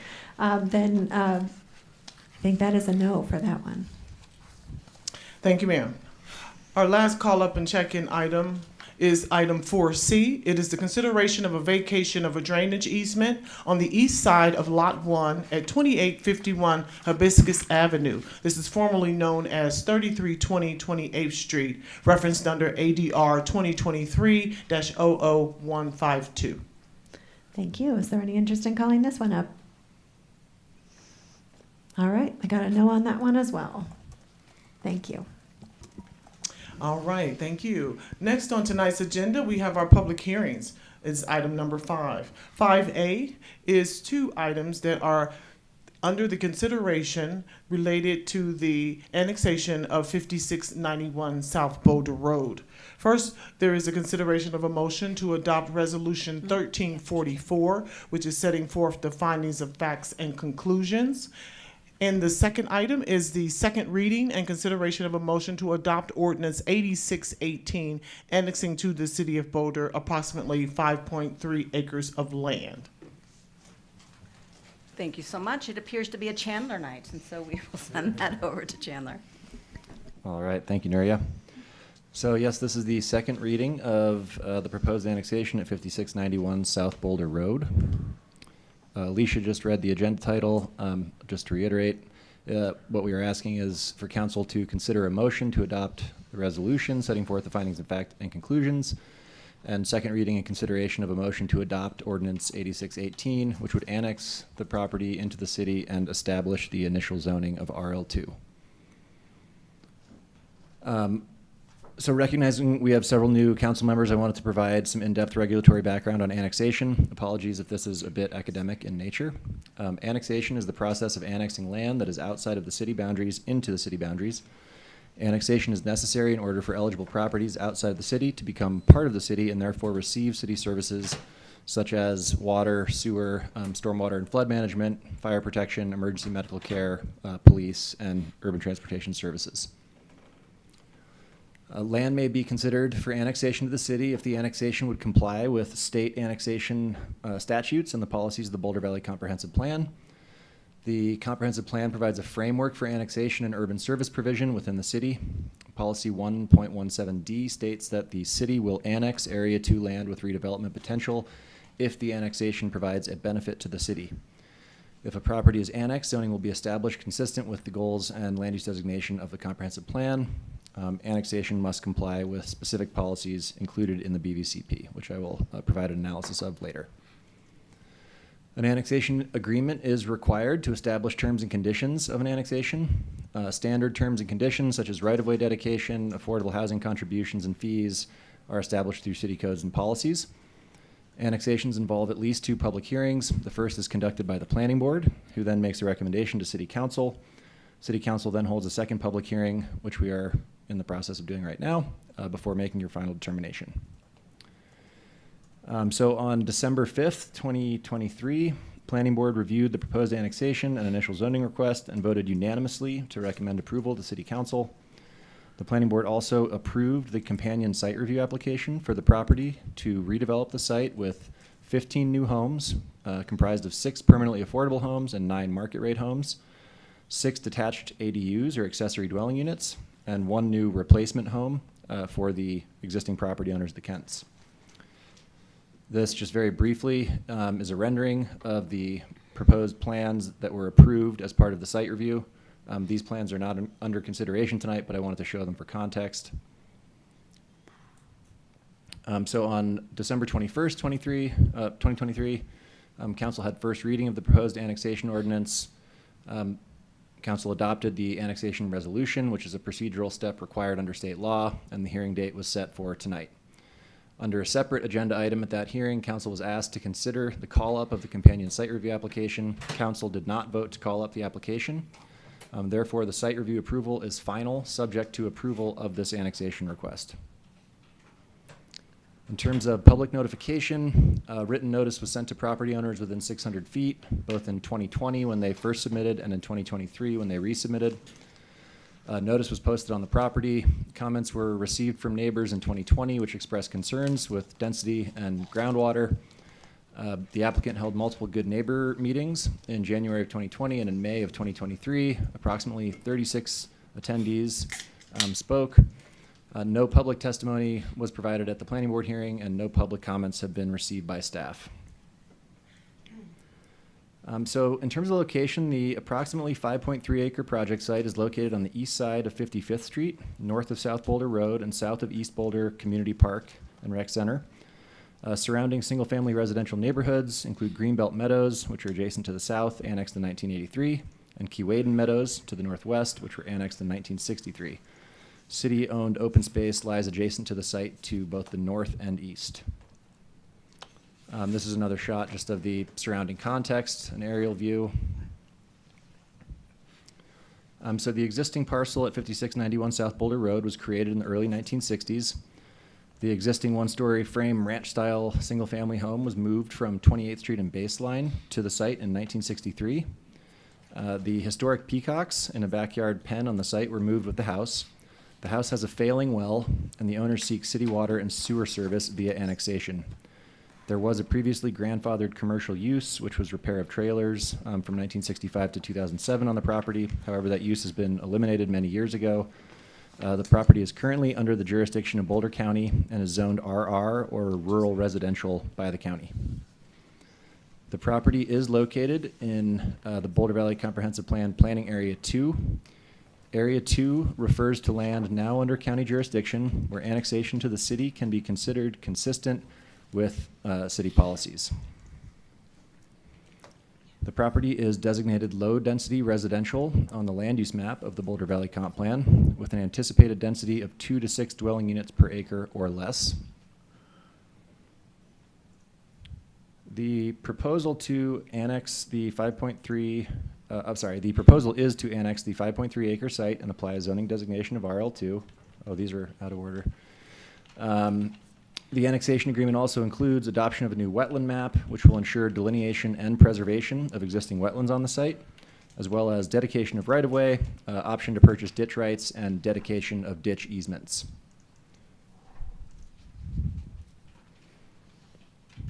The terms of an annexation agreement can be negotiated, and oftentimes that includes modifying code standards to achieve an outcome. In this case, modifications being granted include allowances for parking garages on separate parcels within the development, as well as modifications to the required ADU, or accessory dwelling unit, roof pitches to allow for slightly lower pitches than the code requires, if necessary, due to grading constraints. So you do not have to read all of those. As mentioned earlier, the Boulder Valley Comprehensive Plan requires annexations to provide some form of compelling community benefit, most desirable in the form of permanently affordable housing. So in this case, the annexation agreement includes a requirement for the applicant to provide 40% of the total units, or 6 units, whichever is greater, as permanently affordable housing. The permanently affordable homes are detached homes, which will be at least 1,300 square feet in size. At least 2 of the affordable units will be 3-bedroom, 2-bath units. All of the other affordable units will be a minimum of 2-bedroom and 2-bath units. The 2-bedroom units will be deed restricted at 100 to 120% of the AMI, or area median income.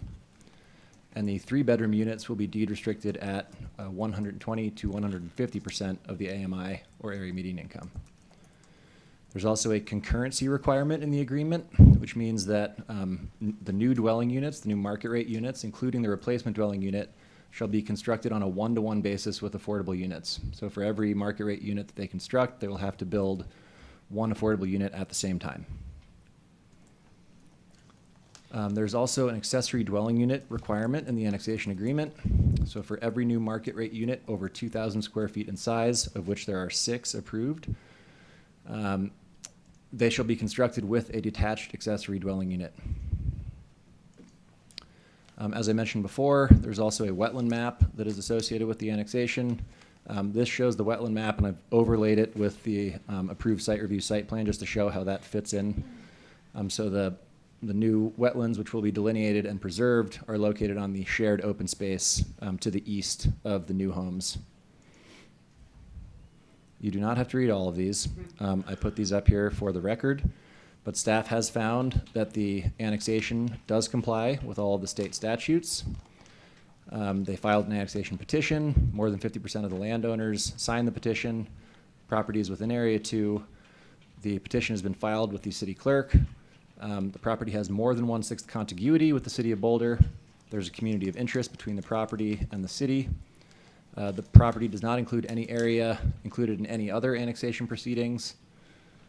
The annexation would not remove property from one school district and add it to another, and it would not have the effect of extending the city of Boulder boundaries any further than 3 miles from the existing boundaries.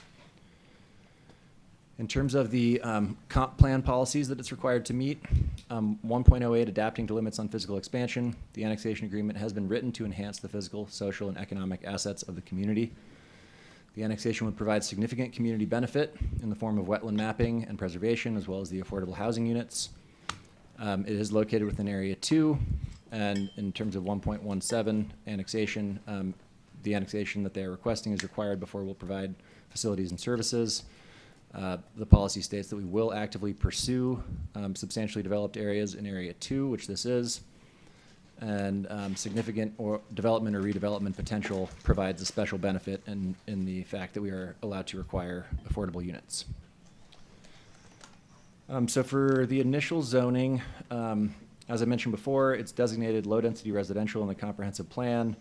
The proposed zoning is residential low 2 or RL2, which has a density range consistent with the land use designation and would be compatible with the adjacent neighborhood to the south, which is also zoned RL2. Staff finds that the use and intensity controls of the RL2 district are consistent with BVCP policies and allow for development that is compatible with the surrounding area. The proposed RL2 zoning is a logical extension of city zoning, with RL2 located to the south in the Greenbelt Meadows neighborhood. Therefore, the staff recommendation is that staff finds the proposed annexation to be consistent with state statutes, as well as the Boulder Valley Comprehensive Plan. Staff finds the application for initial zoning of the parcels to RL2 to be consistent with the Boulder Valley Comprehensive Plan goals and land use designation of residential low. Therefore, we are providing this suggested motion language for adoption of the resolution and ordinance. I can now answer any questions. Thank you so much for the presentation. Appreciate it. Do any of my colleagues have questions? Yes, Councilmember Schuhard. Thank you for that briefing. Can you talk about transportation connections, or if you can think of any transit or bikeway, multi-use path, anything in the area that would speak to opportunities for, I guess, VMT reduction and driving without a car? Yes, there's an existing bike path on 55th Street going to the East Boulder Rec Center, and then transit service along South Boulder Road. So some of those issues were dealt with during the site review, essentially. So they're required to dedicate some right-of-way along 55th. They're building new sidewalks along the edge of the development as part of the site review, which I believe the transportation staff, we did not end up requiring a crossing on 55th Street to the multi-use path, just because of traffic concerns. But there are a lot of multimodal connections immediately in the area. Okay, thanks. And I guess this is on the background for annexation. My impression is we don't have TDM, transportation demand management requirements for annexation. That's not something we would normally require. That's correct. We do address that through site review, though. So there is a TDM plan associated with the site review. Okay. Okay, thanks. Thank you. Any other questions?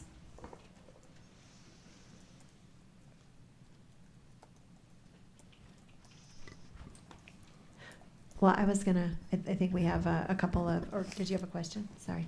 I think we have just a couple of speakers, and I believe then we now roll into our speakers. Is that correct? That is correct. All right, thank you. You want to open the public hearing officially? Yes, I will open the public hearing. We have one in-person speaker signed up, Travis Hugh Coley. Is Travis here? Oh, yes. Excuse me, I'm sorry to sorry. interrupt, but Yes. we do have a developer presentation and I'm so opportunity sorry. to speak. Okay, so thank you. Yeah, apologies for that. All right, should I, since I officially opened the public hearing, should I suspend it? Yes. All right, thank you. Suspending the public hearing. Thank you, and I'm so sorry about that.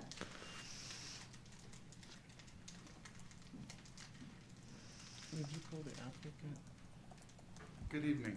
My name is Joe Kent, and it's our property that you guys are considering looking at to annex into the city. And I'm a little nervous, guys, so I don't do this very often. So we appreciate you guys giving us the opportunity and you guys looking at the annexation of the property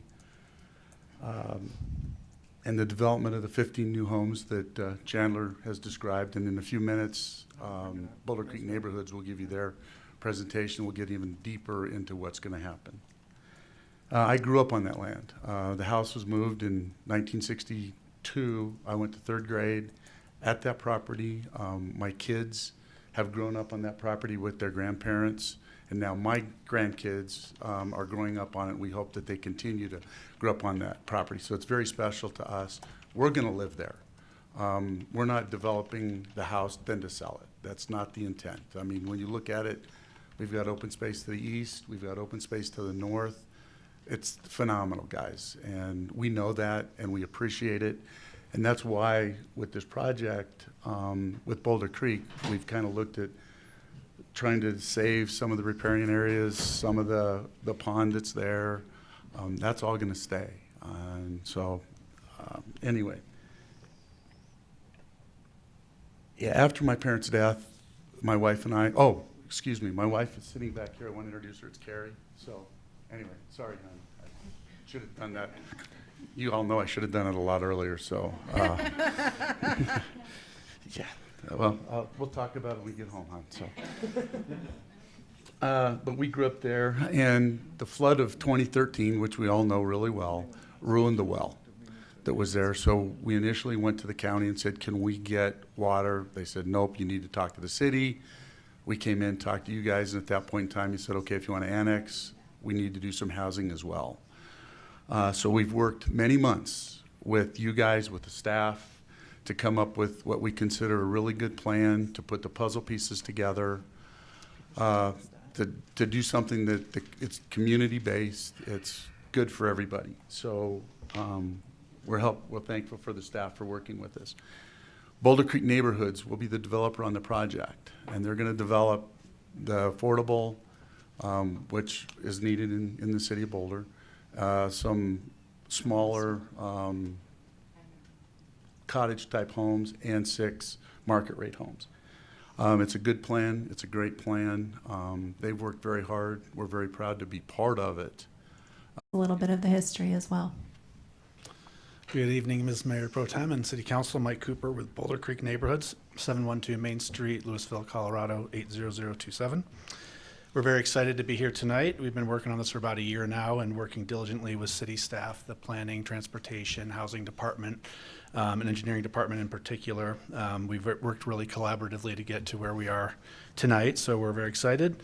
A little bit of background about Boulder Creek Neighborhoods is it's our first project in Boulder, so that's exciting. We built a lot in Boulder County in the Northern Front Range. We're primarily an active adult, low-maintenance home builder. We're the only exclusive low-maintenance home builder on the Front Range. We're noted for our energy-efficient homes and unique floor plans. Increasingly, we've been building this missing middle housing type, these detached cottage homes. Lately, we've been very active in the fire rebuild efforts. We're currently on probably over our 100th home building in Superior and Louisville, so we're very proud of that. It's been a great experience, and we're excited to partner with the City of Boulder If you like this type of housing, this type of community, we would love to provide more of this type of housing in the city of Boulder. Next slide, please.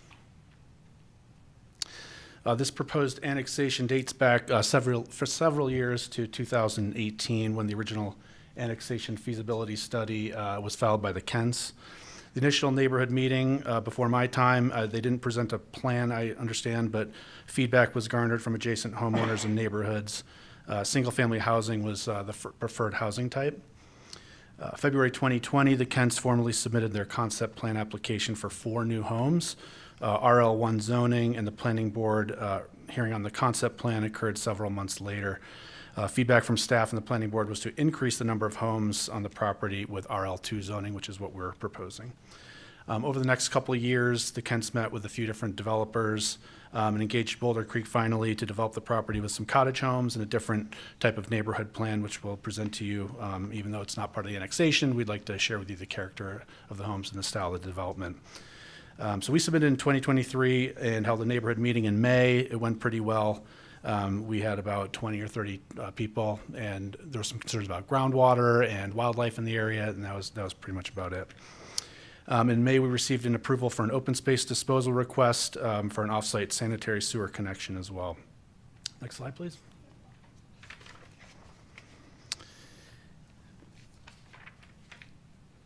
Yeah, this is the previous plan when we kind of first started looking at this project. It was a cul-de-sac design, kind of like Greenbelt Meadows to the south. City staff did not like this layout because primarily it was an outdated street design. The cul-de-sac and the parking in the center of the cul-de-sac and just the lotting density and pattern that would require the front elevations of homes would be dominated by garages. They did support the one point of access and the separate Kent driveway on this plan. Next slide, please. This is the overall site plan of the neighborhood. Structurally, the plan addressed the key staff comments about providing rear-loaded garages, public street with a public access lane, as opposed to the cul-de-sac. We have the shared access drive on the south of the property labeled Peacock Lane there, and all the front facades facing 55th Street and the entry street coming in Peacock Place there. Next slide, please. This gives an overall structure of the community. The cottage homes are clustered along the 55th Street frontage and Peacock Place. There are 9 homes, 5 with 2-car attached garages and 4 with detached 2-car garages. 6 of these homes will be permanently affordable to middle-income families. The cluster of 6 single-family homes lie further to the east, with front facades facing inward, oriented towards a central spine courtyard that leads to the common open space shared with the Kents, and a looped trail that leads up to the existing pond, where there will be a small gathering area overlooking the pond. These homes will feature ADUs above the garages in the rear, ranging from 400 to 700 square feet. Next slide, please. This is a little more up-close view of the neighborhood. If you go to the next slide. The yellow dots here show the locations of the front facades of the homes, and the orange dots show the locations of enhanced side elevations. On the cottages, the 2 homes feature side entries to provide front facade elevations facing the 2 streets. The side elevations for the single-family homes will be enhanced with lots of windows and facade and roof articulation. Next slide. This is an overview of the neighborhood showing the cottage homes clustered and fronting 55th Street and the entry drive into the neighborhood. The main point of access will align with the driveway across the street. A secondary access lane is provided to maintain the integrity of the Kent's access point.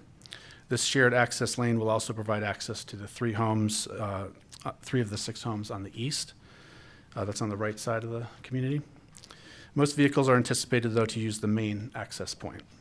There will be a new sidewalk curb ramps at the main entry to connect to the existing 10-foot path on the west side of 55th Street, which connects to a transit stop, recreation center, parks, and trails. The homes flanking the entry also have a side entry, so the facade has a dual front elevation look, as you can see here. The traditional single-family homes are clustered in the rear, fronting onto a shared courtyard, and that leads beyond to a trail that meanders through a shared open space with the Kents. The detention pond and open space are on the back here, and eventually the Kent residence is beyond that. Next slide. And this is just taking you on a progression through the neighborhood as you drive down 55th Street. This is what you would see the fronts of the wee cottages with large 6 to 9 foot deep front porches and a small front yard enclosed with a picket fence. This is a view at the south entry into the community here. Next slide. As you drive into the neighborhood, you'll see the homes flanking the streets have side entries, as I mentioned. And this has a lot of facade appeal on both 55th Street and Peacock Place as you drive into the community. And there will be a detached sidewalk along 55th Street as you see here. Next slide. This is a view at the terminus of Peacock Place looking onward east through the central spine courtyard of the neighborhood. And next slide. And this is kind of just looking through that courtyard area. Homes will have large front porches, creating a welcoming pedestrian experience. At the terminus of this open space is a small seating area with a trellis and a loop trail that I alluded to before, leading to the Ken Pond. So overall, a very cohesive neighborhood architecturally and in the overall neighborhood design. Next slide. Am I doing okay on time or running out? Okay. We're proposing 2 different home types, as mentioned, the wee cottages and the 6 traditional single-family detached homes. All homes are 2 stories in height. The cottage homes, which we brand our wee cottages, are what we call market rate attainable. They're all around 1,300 square feet, 2 to 3 bedrooms, and 2.5 baths. We refer to those as detached townhomes. They have large front porches, both attached and detached 2-car garages. Next slide. So these small cottages appeal to small families, singles and couples, empty nesters, and downsizers looking for a new, lower maintenance, energy efficient home. The homes typically have a small backyard or front yard for a small private outdoor space. Next slide. This is the array of cottages that we can offer with the 2 floor plans offered here at Peacock.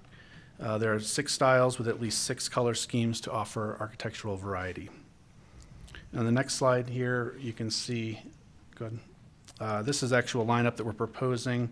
This is where we landed with looking at solar requirements and creating an attractive streetscape, and that's kind of the lineup of the homes that you would see along 55th. Next slide.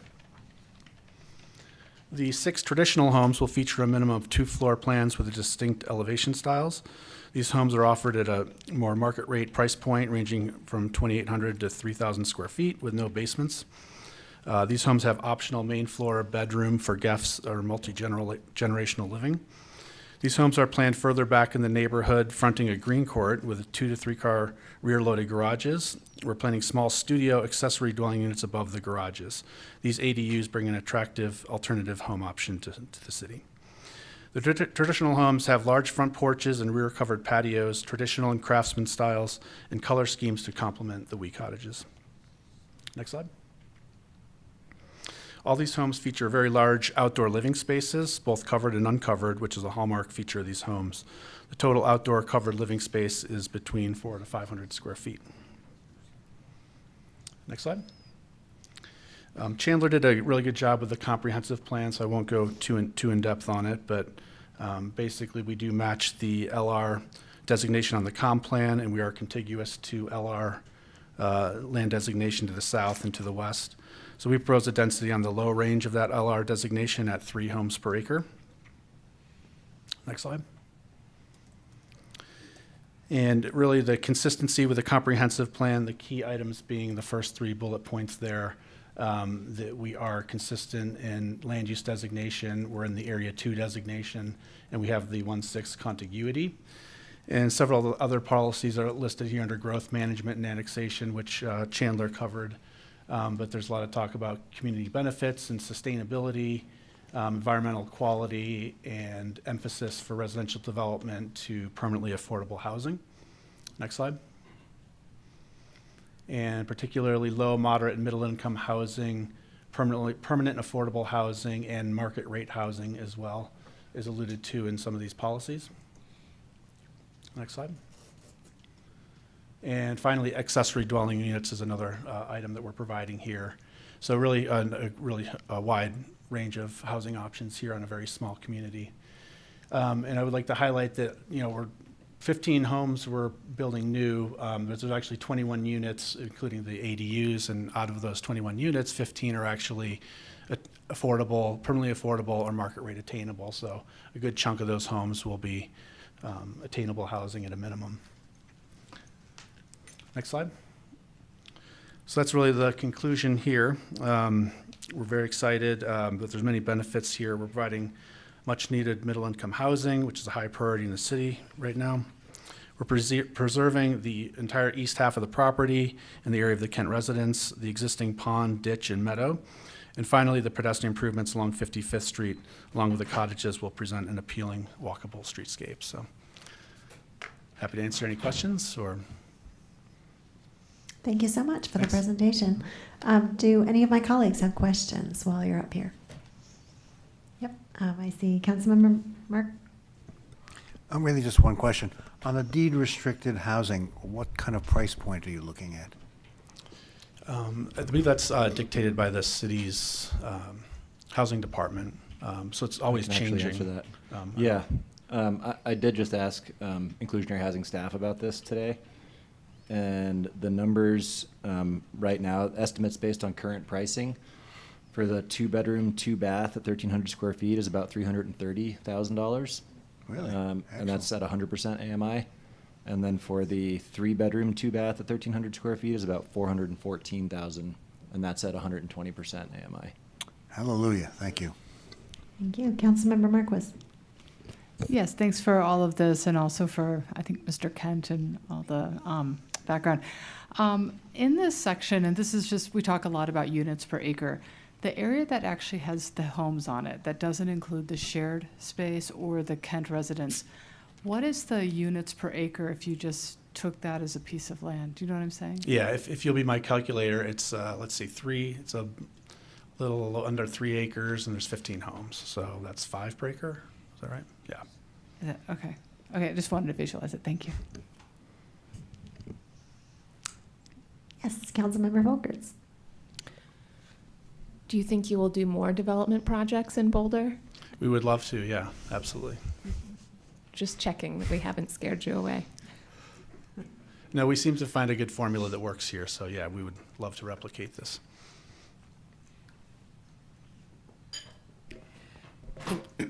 Thank you so much for the presentation. Again, as a new council member, I don't know all the questions that I'm allowed to ask, so I apologize if there are things that may fall outside of that. But just thank you for the consideration that you've taken in mixed use. Just want to remind folks, though, that the difference between market rate and affordable housing 20 years ago was about a 5,000 to 10,000 difference sometimes. I mean, it was as low as that. And now it's 20 times that. That's how powerful. I feel like I'm on the whiz.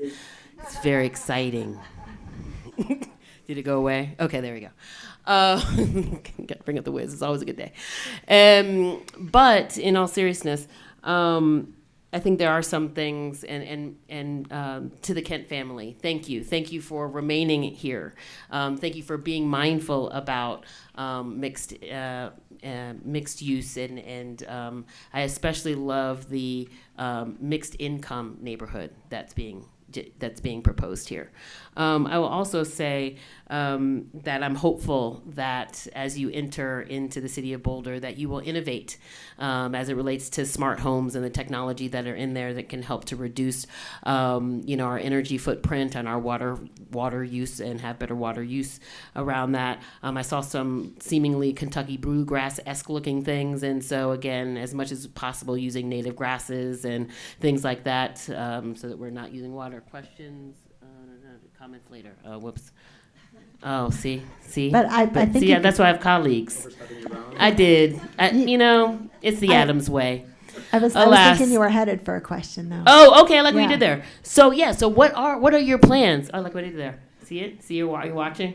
So what are your plans what are the aspects of this plan that are particularly innovative as it relates to energy reduction, water use? I'm also sad about the habitat loss coming from Colorado Parks and Wildlife, and I'm so sorry, but and I appreciate the open space part, right? However, the amount of people that are going to be there and their footprint is going to be rather significant. And over the 12 years I've lived here, I've seen a decrease in our air quality. I've seen a decrease in how many sunny days that we have. I've seen an increase in wildfires and all kinds of things that is a result of human first policy. And so I'm curious, what are the innovations that you are bringing to our city through this work? Thank you. Our homes are very energy efficient. I'm not a house guy, I'm a land guy, so I can't speak to a lot of the technical details of that, but yeah, we build a very tight, energy efficient home. In terms of water use, we really probably don't anticipate any bluegrass really on the project at all, except for the tree lawn areas like along 55th Street. And well, those are the most visible slides, but you know, typically grass goes in a tree lawn, but we can look at alternatives to that as well, reducing that. But really on the rest of the site, we're not proposing any Kentucky bluegrass. It's all going to be native grass and plants and stuff like that. And then the yard spaces, the cottage homes typically aren't big enough to even have like irrigated turf on them, so they're usually a small patio, artificial turf, or you know, hardscape and stuff like that, stuff in pots. But really, just they're not big enough, even on the bigger homes, to really have much turf in there. So overall, it's a very water conservative site for sure.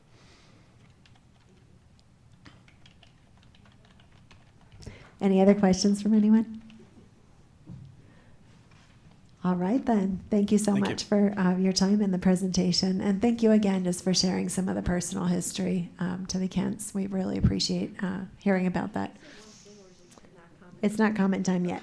So I'm gonna reopen, unless you got a question in there.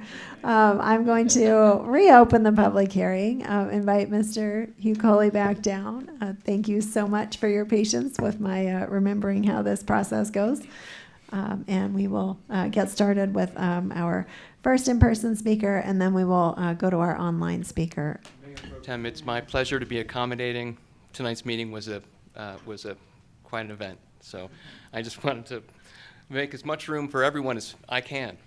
To the Kents, I want to really thank you for your story and your making your acquaintance here in this moment is Would you be able to speak into the mic just for the online folks too? Thank you. To the Kents, I want to thank them for their story and their acquaintance in this moment. It looks like a beautiful plot of land, and I can see a lot of the benefits that have been pointed out.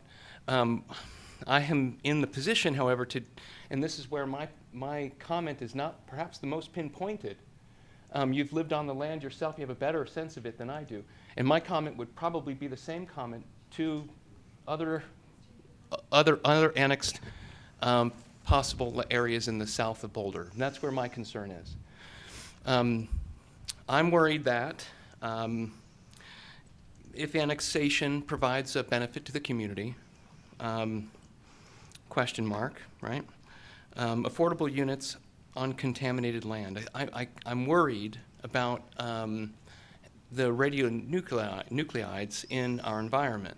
After the Marshall Fire and in my research about Rocky Flats, I'm really becoming more and more alarmed by how close these are, that we suffer from a kind of myopia in terms of how we set the apertures of how we examine things. A certain self-consciousness that we say, here we are, here's how we orient ourselves. I did bring up a slide. I don't want it to disrupt or disturb anyone. There's some shocking material in it. It's kind of an exquisite corpse of sorts. Do you have that slide? Emily's checking now. Okay. No, I was didn't receive it. kind of compelled to do a composite map of South Boulder. If we see the map, we're at, I don't see it. I think they didn't receive the slides, but you're welcome to email us as well. Okay. Thank you. My point is only that we need to carefully inspect the land for plutonium that could cause an eventual hazard to the residents there. It's essential that as we develop and build a robust economy back from all of the things that have set it back, that we do so with regard for people's health. If we're building land traps, I think we're the people who have to be responsible enough to prevent ourselves from building homes that will kill people. Thank you. Thank you for your time, and thank you for your comments. And I believe we may have one virtual speaker, Lynn Siegel. Oh. This is from radon. Thank you. Thank you. Appreciate it.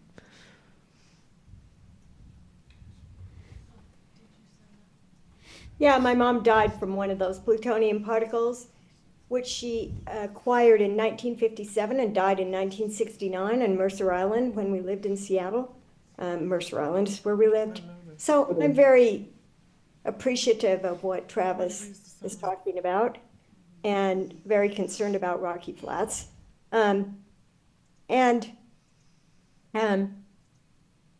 I couldn't, I wasn't down there, or I would have been screaming and shut down your meeting, and you would have had a permanent recess tonight, because this Gaza thing, it doesn't matter what we do for the Kents and with Peacock, that matters.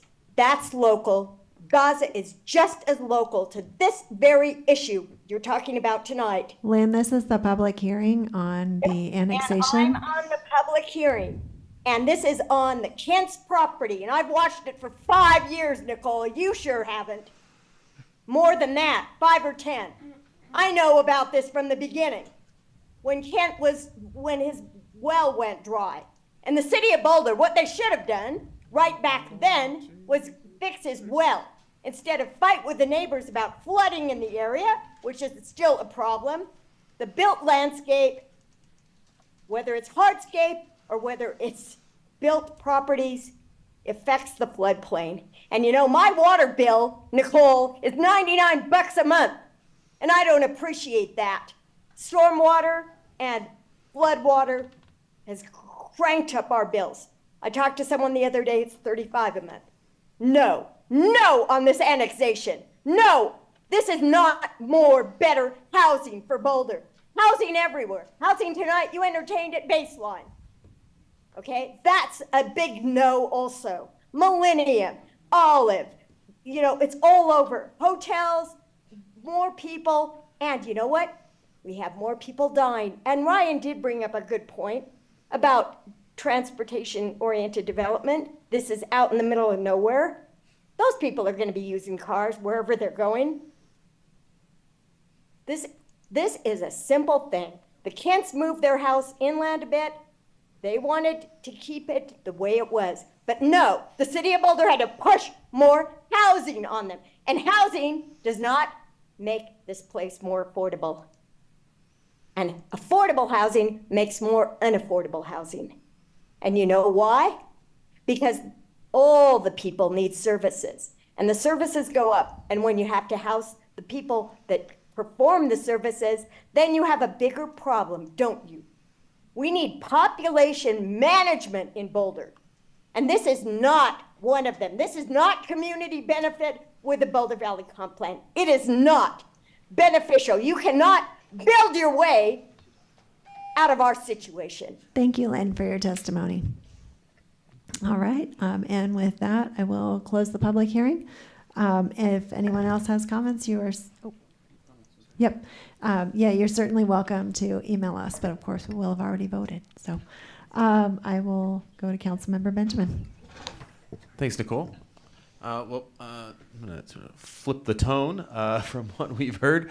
And I'm just going to compliment the Kents and Boulder Creek Homes. I just greatly appreciate what you've worked to put together. Especially paying attention to things that are critically important to our community, like affordability. We are struggling with middle-income housing, so thank you for seeing that and looking to address that. And the preservation of those natural assets. We see a lot, people desiring to pave that over, and we usually have to rein them back, but thank you for your thoughtfulness to sort of keep that as an anchor for what you're looking to achieve.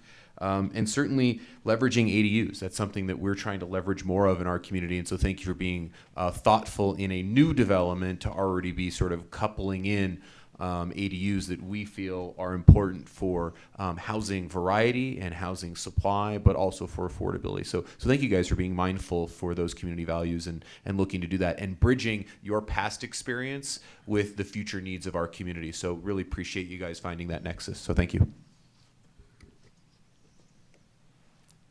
Comments? Councilmember Weiner. It's been a long time since I've said I'm excited. Isn't it? I'm very excited. Middle income housing, ADUs, everything we've dreamed of and haven't been able to get. So a million thanks to everybody involved. I appreciate you guys and what you're doing, and your story was great, but really, middle income housing, that's just delightful, and it looks like really beautiful plans, so thanks for everything. Councilmember Volkerts. Yeah, I wanted to share my thanks for the thoughtfulness of this proposal and the level of affordability that you've achieved and the style of housing that is not often that we see that type of proposal coming through these days in Boulder. So thank you so much for adding to that type of diversity in our community. Yes. Councilmember Adams.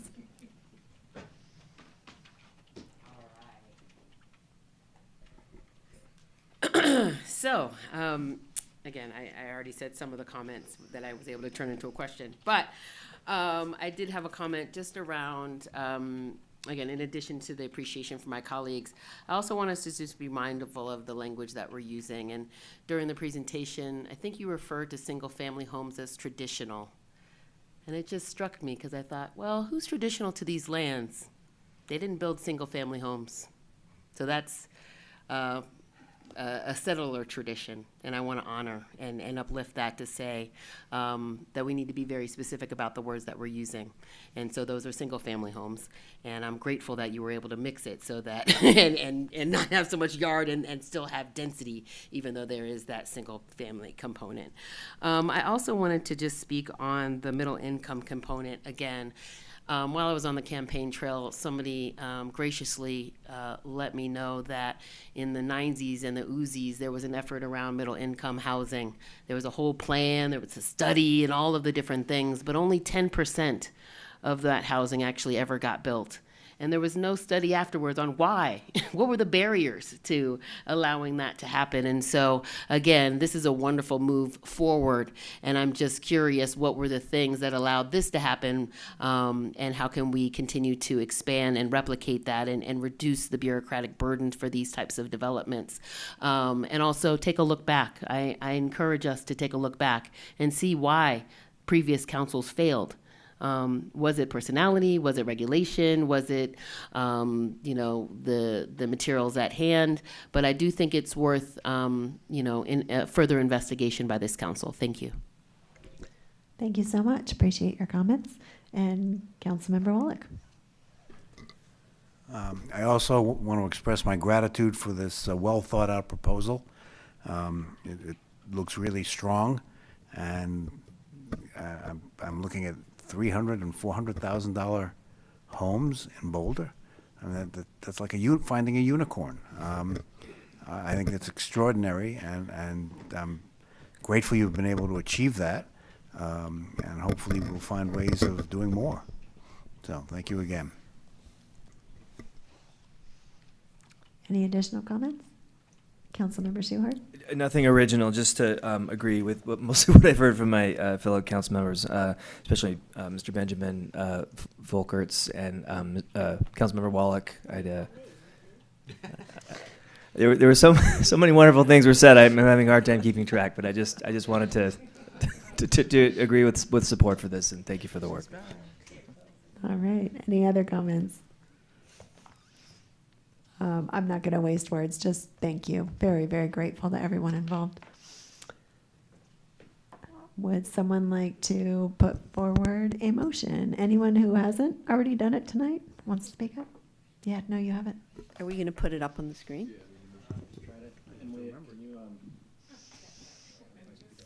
And just for your awareness, Mayor Pro Tem, we have to vote on each item separately.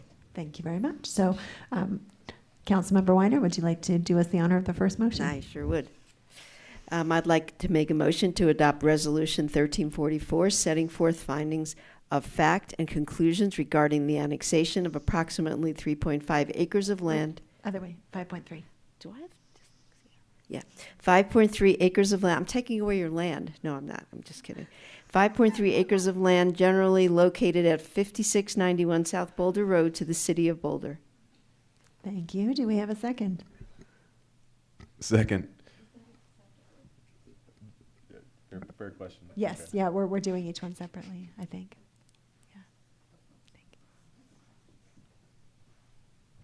Okay. Ready for your roll call? Yes, I believe All so. right, great. We'll start the roll call for Resolution 1344 with Mayor Pro Tem Spear. Yes. Councilmember Wallach? Yes. Weiner? Yes. Adams? Yes. Benjamin? Yes. Folkerts? Yes. Marquis? Yes. And Shuhart? Yes. Resolution 1344 is hereby adopted with a vote to 8-0. Wonderful. Thank you. Welcome to Boulder. Would someone like to make the second motion? Councilmember Marquis, I don't know if you've made one tonight. Oh, there's like nominating motions here. Just trying to spread it around. All right. I'd like to move that we adopt ordinance 8618 annexing approximately 5.3 acres of land generally located at 5691 South Boulder Road with an initial zoning designation of residential low 2 RL2 as described in Chapter 9.5 Modular Zone System BRC 1981, amending the zoning district map forming a part of said chapter to include the property in the above mentioned zoning district and setting forth related details. Second. You need more oomph. Can I read it that fast? We are ready for our vote. Can I read it that That was fast great. next time? All right. The vote for ordinance 8618 will start with Councilmember Wallach. Yes. Weiner. Yes. Adams. Yes. Benjamin. Yes. Folkerts. Yes. Marquis. Yes. Shuhart. Yes. And Mayor Pro Tem Spear. Yes. Ordinance 8618 is hereby adopted with a vote 8-0. Can I ask that Tina read all our motions at that speed? That's like doing TikTok at like 1.5 speed. That was amazing. Especially the long ones. Yeah. Duly nominated. Thank you all so very much. Thank you to the Kents. We appreciate you. Thank you so much for this wonderful project. We're very excited, as you can tell. All right. We are finished with our public hearing then. I will close the public hearing again. You already did. And we will move on to matters from the city manager. Nuria, would you like to introduce this, or should we go straight to Brad? I have to read it into the Oh, record. thank you. Oh, no worries. Thank you. And thank you, Nuria. Item 6 on tonight's agenda is the matters from the city manager. 6A is all things downtown, coordination of city projects and engagement for ongoing and future projects in the downtown area. Thank you so much, Mayor Pro Tem, and on this very interesting of council evenings. Tonight, we're going to be talking about one of the best titles I have seen, All Things Downtown. And before we move on, I'll note that you'll see some of our great department heads with us tonight, and I'll say that, and I know that Brad is planning to talk about it a little bit more, but we are on a continued, enhanced, and deepening journey to really showcase the cross-collaboration that we do across departments. This topic tonight is no different, and it really touches a lot of folks across the enterprise. And I want to highlight, too, that we couldn't do all of this work without some of our partners. And in our audience tonight, we also have, and I hope you've all had the opportunity, and if not, you will have it soon, to meet our new CEO of the Downtown Boulder Partnership, who I have heard is eating her way through our downtown area with gusto. And with her and beside her, we have Charlene Hoffman, who is the CEO of Visit Boulder, who does a lot to attract so many people into community, and frankly, given all that we have had with some of our Michelin star restaurant, is assisting in that journey as we move forward. So thanks for them, as they have been tremendous partners here. But with that, even though Brad has just sat down, I'm going to pop him back up so we can get started. Thank you, Nuri. Brad Mueller with Planning and Development Services. And we do know you've had a long evening. We're happy to keep this conversation fairly short this evening. Nuri already mentioned the great partnerships, and that really is going to be the theme of Kathleen's discussion tonight. But I did want to emphasize that All Things Downtown is not a project. It is maybe a project of projects, but not a project. It's a coordinating commitment between the different departments and a strategy for how to approach all the different component pieces you're going to hear about tonight. And it's really just a conversation to give you a foundation for many, many things more to come. So stay tuned. This is a broad overview, and we look forward to seeing you on many of these elements in the future. And Kathleen King is doing our air traffic control for all of these things, and happy to turn that over. Thanks, Brad. You can hear me good? All right, well, okay. So good evening. I think this is my first time with our new members, so it's great to be with you all tonight. I look forward to working with everybody this year. My name is Kathleen King. I'm a principal city planner in the city's comprehensive planning division, which manages the Boulder Valley Comprehensive Plan and typically runs the city's long-range land use planning projects. Tonight, however, I'm here representing a large collective of staff from across different departments who are all working on projects in the city's downtown. So while I'll be the main speaker, I'm joined by colleagues from Community Vitality, Transportation, and Parks and Recreation, who are available to provide greater expertise on questions you might have about individual projects.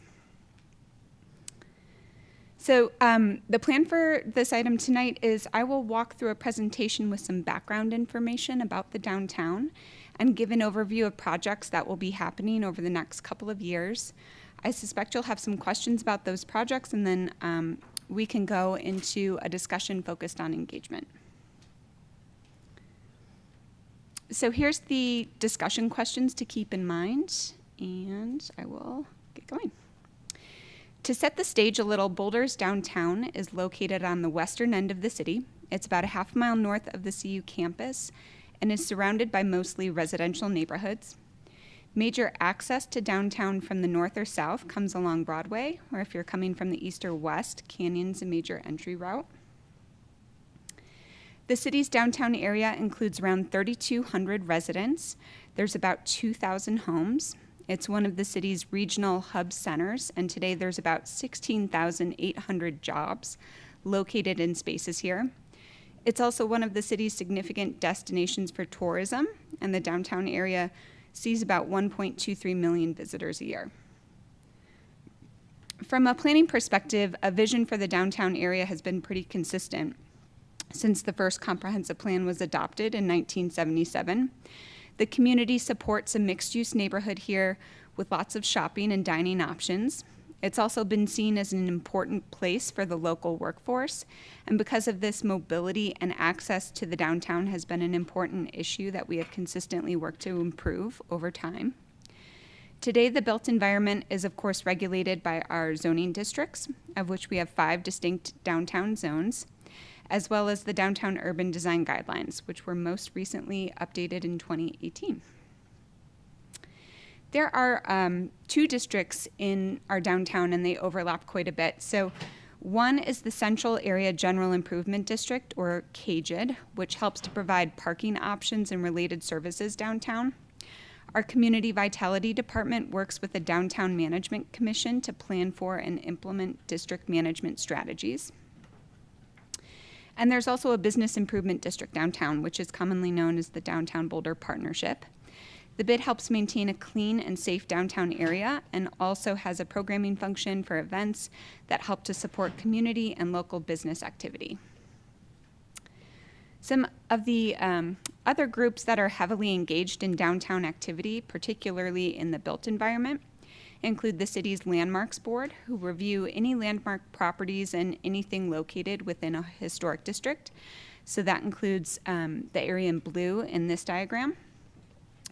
And then the Design Advisory Board reviews projects in the non-historic area, which is in orange, for consistency with the Downtown Urban Design Guidelines. So all of this is to say the downtown's a highly managed area, and the community really invests a lot of time ensuring that changes to the built environment make positive contributions to the city. And we have a lot of exciting changes coming up. I'm going to give an introduction to 10 projects that the city will be working on over the next few years. These projects have great potential individually and combined to really make positive impacts on the form and function of our downtown. We'll be working with the community, boards, and council frequently during this time to make sure these investments are in line with the community's vision. Okay, so here's a summary of the 10 projects. So it might be tiny on your screen, but those in dark green are already underway. And the light green represents future projects that we will coordinate on. So you can see that these different efforts are being led out of a variety of city departments, but a major component of the overall downtown projects effort is to ensure really clear and smooth communication to the community about overall changes to downtown. So let's see. This first project, Civic Area Phase 2, Council received an update, I think in December, led by Parks and Recreation. So I'm not going to go into a ton of details, but this is a really exciting opportunity to imagine one of the core public spaces in the downtown and actually take those ideas through construction in the next handful of years. The project includes the Central Park area. We will also study what's known in the Civic Area Plan as the east and west bookends. And then we'll also consider improvements to an important connection to the Hill, Andrews Arboretum. Community engagement opportunities for this project begin this month, so we'll start to learn how people feel about experience in these spaces today, and we'll be sharing that information out in the coming months. Last year, the city also received an application for designating part of the civic area in yellow as a historic district. Historic district designation recognizes an area that's architecturally, historically, or environmentally significant to Boulder's history. Our awesome historic preservation team has been doing a lot of great research and working with the community to build a more complete history of the civic area. The application will be reviewed by boards in the next month, and council will consider that designation application in March and April of this year. Our transportation department has been working with RTD over the last few years to find a way to better accommodate riders at the city's busiest regional bus station, which is the downtown Boulder station. 14th Street between Canyon and Arapahoe has been redesigned to provide additional gates for loading and unloading buses. This project is scheduled for construction later this year, and the various downtown project teams will be considering how this station expansion can really be integrated into the redesign of the civic area and help to provide more mobility options to and from downtown. As council is aware, city staff across a variety of departments have been working on Boulder Social Streets, which saw some great events on 13th Street this past summer. The team will be taking all the community feedback and reports from consultant teams to integrate lessons learned into downtown spaces and continue to explore how we can foster community use of public space. Council will be receiving an update on this project later this spring. And then consistent with that project, our community vitality team will be working with KJID over the next few years to evaluate a variety of projects in the district, including an affordable commercial pilot and working with local businesses and agencies to consider undergrounding utilities in the area. And then switching gears a little bit, next year we'll kick off another Parks and Recreation-led effort to make some improvements to the Pearl Street Mall. If you were not aware, the mall is actually considered an urban park and is managed by our Parks and Rec department. That team recently completed a historic preservation plan, which identified some opportunities for improvement along the mall. So those will be considered along with some of the recommendations that were recently put forward by the Downtown Boulder Partnership in the Downtown Vision Plan. So that's another exciting effort to look forward to. And then another 2025 project includes a focused mobility study for the downtown area. This is part of the larger core arterial network planning that the transportation and mobility team has been working through. This project will consider both past recommendations for downtown mobility improvements as well as the latest and best information about mobility in the downtown to recommend improvements that will support our Vision Zero goals. Another upcoming project includes planning work for Boulder Creek and associated trail. The project team will be making improvements along the creek to increase signage and visitor communication about safe water-based recreation. Then in 2025, a larger effort will launch to evaluate new access opportunities and improvements to recreation amenities along the creek trail, as well as look at options for improving the natural environment and creek health. And then much of the community engagement around these projects will inform and infuse the conversations we're excited to begin with the community as we approach a major update to the comprehensive plan. So we do major updates to the BVCP every 10 years, and our next update is scheduled to launch next year. There are policies in the BVCP that address the downtown specifically, so we can reevaluate these with the community as we work through that process over about a 2-year schedule. And then finally, scheduled for sometime in 2028, the city will deconstruct the Park Central and New Britain buildings, and staff located in these spaces will be moving to office space at Alpine Balsam. So this deconstruction project will be really important to consider impacts to surrounding spaces, and the sequencing of this effort will be vital consideration as we're looking at constructing those civic area phase 2 improvements. Okay, so that's it. That's all 10 projects. As I said, really high-level overview, but as the work progresses on each of these, council will be receiving updates and have multiple opportunities to provide feedback and direction. But for now, we're really working hard to coordinate among all the staff teams and various consultants that are involved in these projects, particularly when it comes to community engagement and communication about improvements to the downtown. So as you can see on the map, a lot of the projects overlap physically across different spaces, and that's actually great for this very, very general timeline that we're looking at here, which is meant to depict how these schedules for site planning, design, and construction, as well as future programming, also overlap.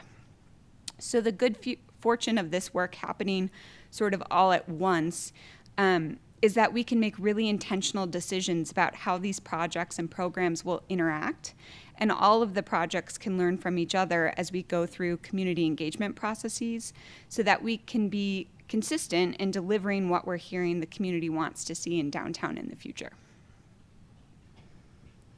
So we've developed 2 cross-departmental teams. One is an executive level team of department directors, and another team which is comprised of the various project managers and communications and engagement specialists. These teams are working towards the goals up on the screen here. We meet regularly to share information, project progress, and coordinate engagement opportunities.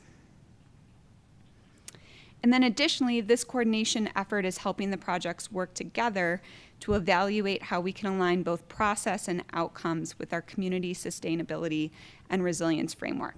So we're always working from these 7 goals as a baseline.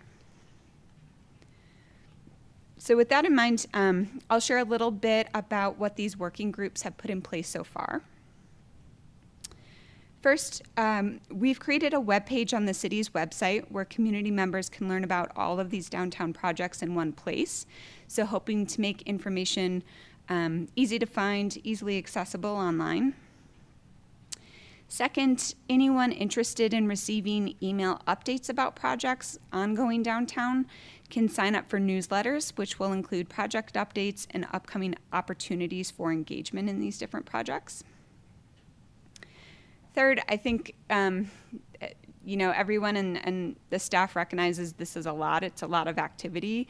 There's really going to be a lot going on downtown, and we want to use community members' time efficiently to collect meaningful feedback. So we're working to create engagement opportunities and events in a way that multiple projects can be informed by each opportunity.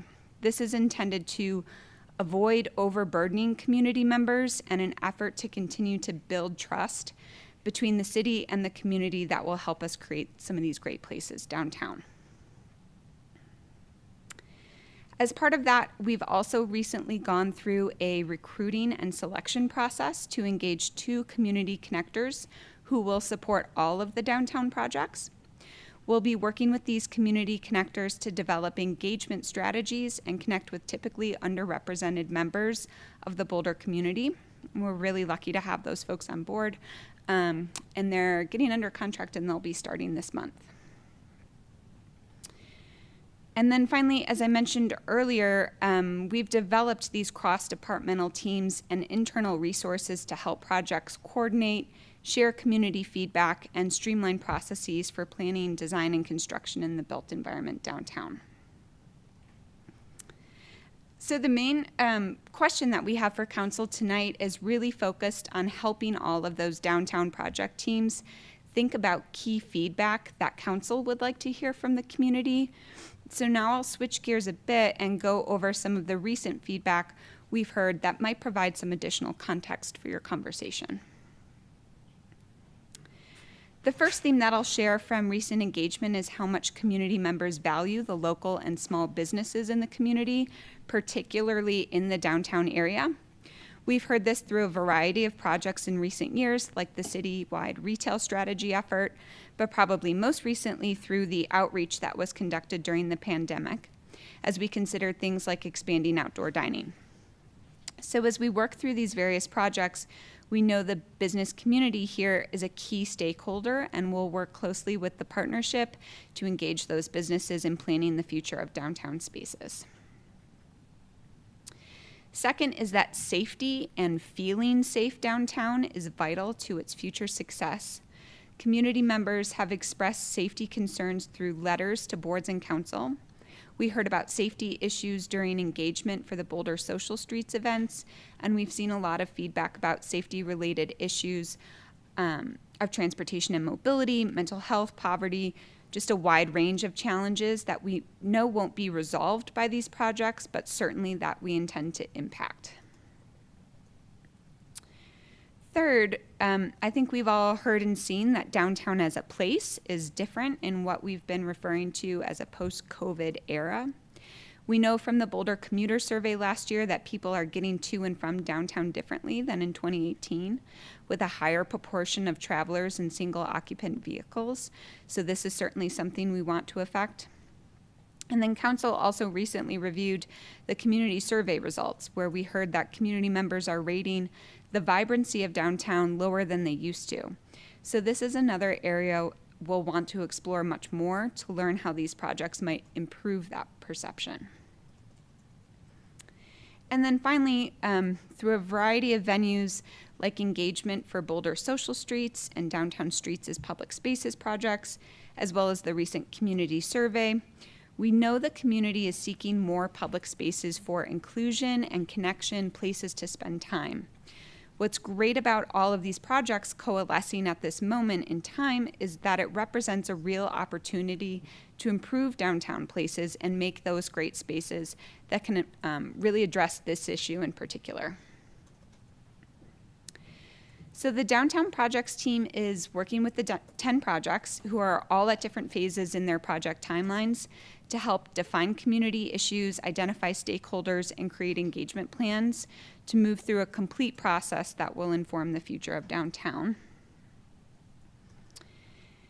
And some of the next steps, to just give you a heads up on some of the things you'll be seeing soon, is, as I mentioned, we'll be onboarding our 2 community connectors this month and introducing them to the ongoing projects.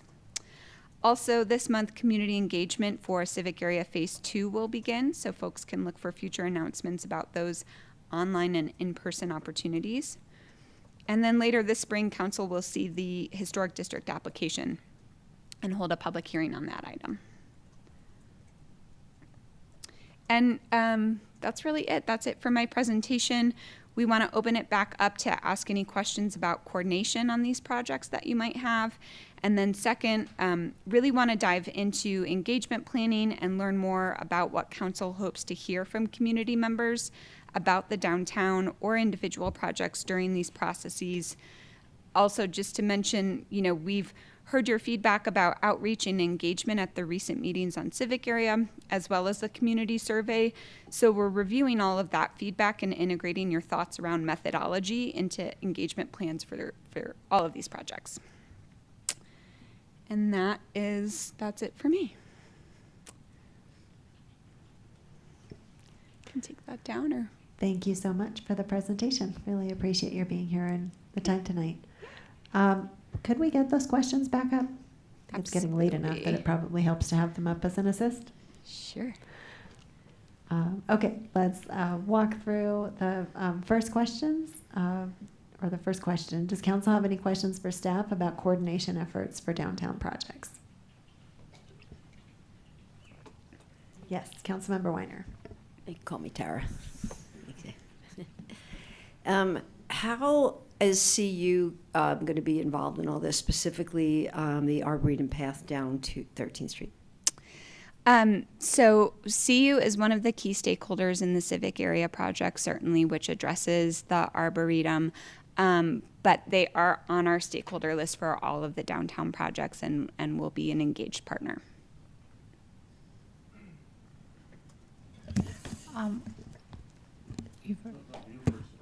So just following up on that, I saw Boulder High mentioned once in the memorandum, but also thinking about the Boulder High students, which are very part of the civic area in the downtown area. Are they being engaged through some channels? Yep.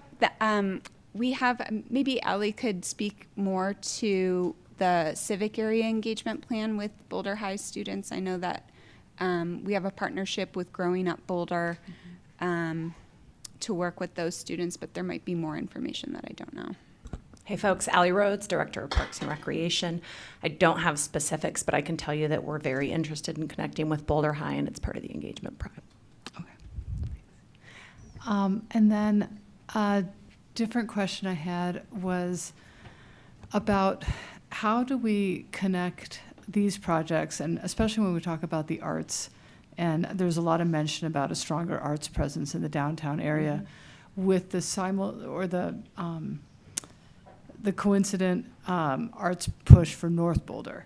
And how do we gauge how much our city can invest in multiple arts focus areas or multiple town centers so that we're not spread too thin and we see a lot of success in a single program? Yeah, I'm going to ask Matt Shazansky from Community Vitality to speak to that. Hi, Matt Shazansky with the Community Vitality Department. Thank you for the question. The downtown has typically been a centerpiece for lots of different activity, including the arts. And so it will be an important part of the exploration of a lot of these different plans. But there has been interest in not only the art district, but in the neighborhood level implications of the arts. And so the Community Vitality Department is really invested in all of that citywide. So there will be attention paid across the board. But when we're just focused on downtown, because it's a tourist center, a center for activity of our residents, and that equation becomes really important to the vitality of the nonprofits and the businesses that run the arts. So that's where the attention really lies, around how these different plans are going to impact the cultural community as a center point of the type of activity that happens with them. Okay. And my last question is, with the coordination of the historic application and the development of the civic area plan, do we need to make a decision about the historic? There was a speaker talking about this, but I've heard that also. Do we need to do that before we finalize the civic plan, or will there be an option to move that down the line a little bit? There's specific timeline requirements for that application, and maybe Brad, you could speak more to that. Yeah, that's the essence of it. We have a mandate under the city code to have it processed for a certain time. In fact, the applicants have agreed to a tolling agreement that gave additional time than normal, but we're obligated to be on a certain timeline. Thank you. Yes. Brad, don't sit down yet.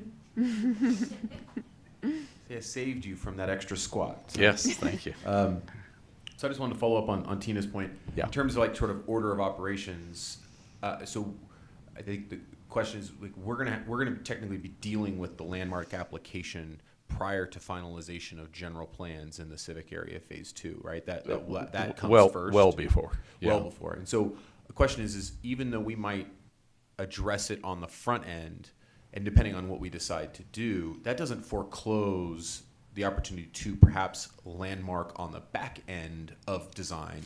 I think because there's a tension being sort of identified that by perhaps embarking on landmarking in the front end, that might constrain some of the creative use case of the civic area versus figure out what we really want to do and then backfill in the landmarking as it maybe fits into that overall design. So I'm just want to make sure that that front end landmarking isn't our one and only chance to pursue that for some or parts of that area. We could also do it at a later date if we choose, or is this the one shot and one shot only to do it? So I have to tread a little lightly because this gets into some quasi-judicial matters. But fundamentally, council has options to deny applications for districts. There's not a prohibition upon those reoccurring or resurfacing over time.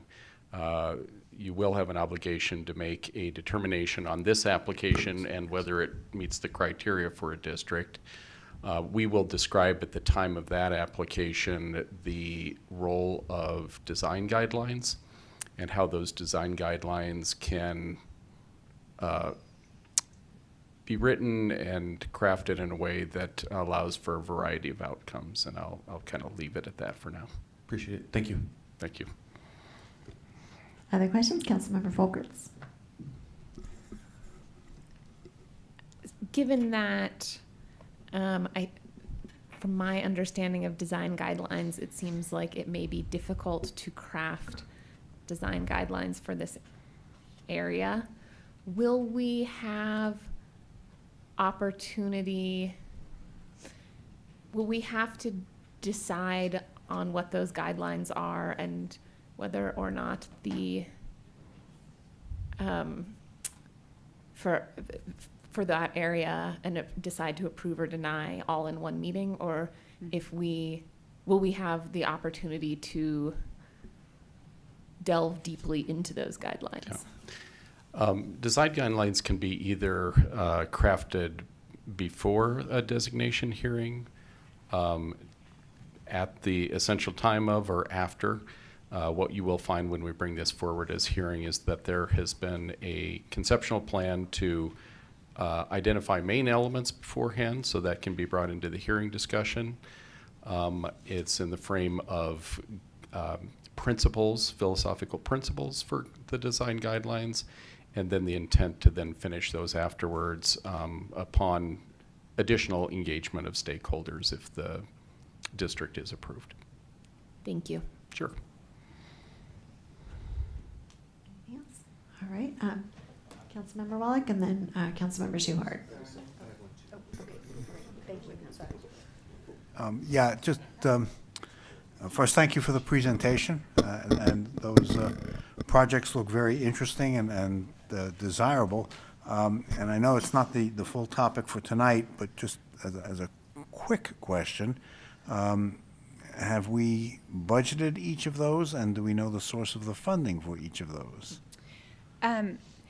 So projects that are slated for construction, I believe the majority of those are in the capital improvement program, and so they have an associated budget.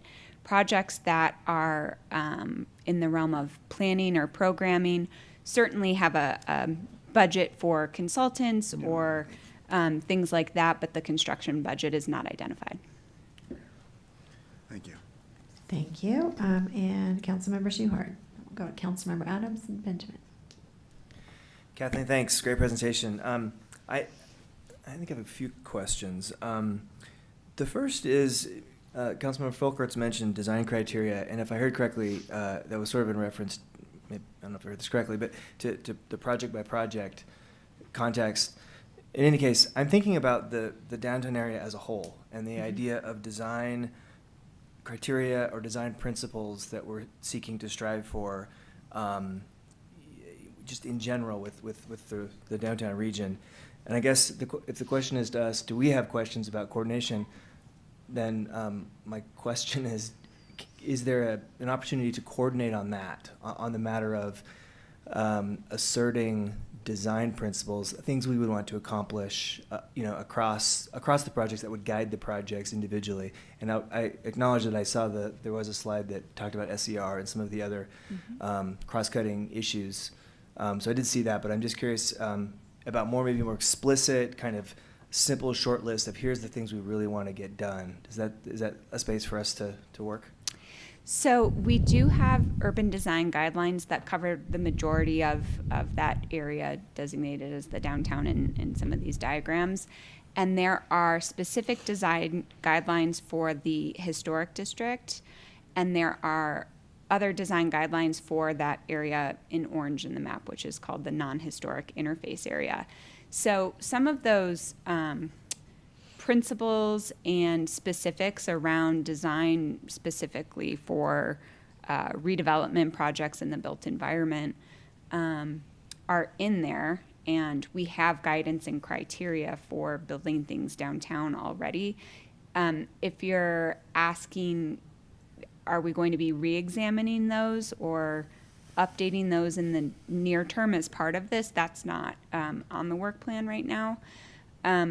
But certainly talking about how all of these projects can intersect to achieve some of those, of the 7 goals in the SER framework is something we're going to consistently be evaluating through these different project processes.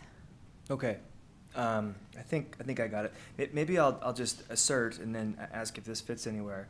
That when I think of the downtown and what I would like it to be like, some things would be a place where it's very friendly for people, that attracts people, that includes people to live there, more people to live there, more people to walk there, more people to be able to access the region without a car, fewer cars, fewer large and fast-moving motor vehicles, encouragement of smaller vehicles to the extent that they need to be there. And I think I'm talking at the level of not really criteria for the individual projects, but like an idea of what we want that map to look like or to represent. So I know should be asking questions now. So I guess my question is, does that fit anywhere, or is that, does that fit anywhere in the process? An expression of goals along those lines that maybe others would add on. We don't have a sort of project designated to create new goals or visions, but I do think a lot of what at least you just described is already documented in our urban design guidelines, and then also is reflected in that downtown vision plan that was put forward by the partnership that we're considering as well. Okay, please. Thanks. If through some of the engagement we find out that there are limits to our abilities to do things based on maybe something that's in those guidelines or zoning, various other things, is there space to bring forward proposals to make modifications to either guidelines or zoning or things beyond what are tightly part of this package if that is brought up through the engagement process? Yeah, I think that, specifically for like the bookends of the civic area, some of those decisions around kind of land use or zoning limitations will be part of that study, and then changes to accommodate a new vision for those spaces would be a future project. Okay, and then I had one more, if you're, okay. Thanks. So I have one more for the first question, and it is much more concrete. On coordination efforts, do we have an opportunity to coordinate with entities that would represent potential regional transit destinations that we currently don't work with, such that if we succeed over the next few years in securing more resources for public transit that will give us more service, such that we might have buses that could take us to trailheads up Boulder Canyon and other places, to connect onto the Mustang, to go to Rocky Mountain National Park, other locations. I don't assume that downtown would necessarily be the transit hub for that, but it could be. So I guess my question is, can you imagine coordination with any entities, or would the minds be open to coordinating with entities that might help us to kind of scope out being ready for that? Yes, we have staff in transportation and mobility who act as regional representatives for a lot of those different services, and they're involved in these projects. And so they're a great connector with our regional partners. Okay, thank you. I'll save my other questions for the next one. Thank you. Councilmember Adams. Thank you. So I have questions about, well, one, I wanted to just echo comments made by Mark regarding the money and transparency. Right, when I see a list of things, I just assume it's already been paid and there's been financial considerations about that. So just some way when we're sharing and communicating with public, which of these projects have actually been funded and have the green light, and which ones are in the stage. As far as specific questions, though, thank you for the inclusion of community connectors in this project, though I am curious why they're starting next week. And then specific questions about the role of boards and commissions and how their feedback will be used iteratively throughout this process. I also have questions about specifically whether and how the racial equity tool was used and what changes have been made as a result of using that tool if it was in use. So that's question number 2.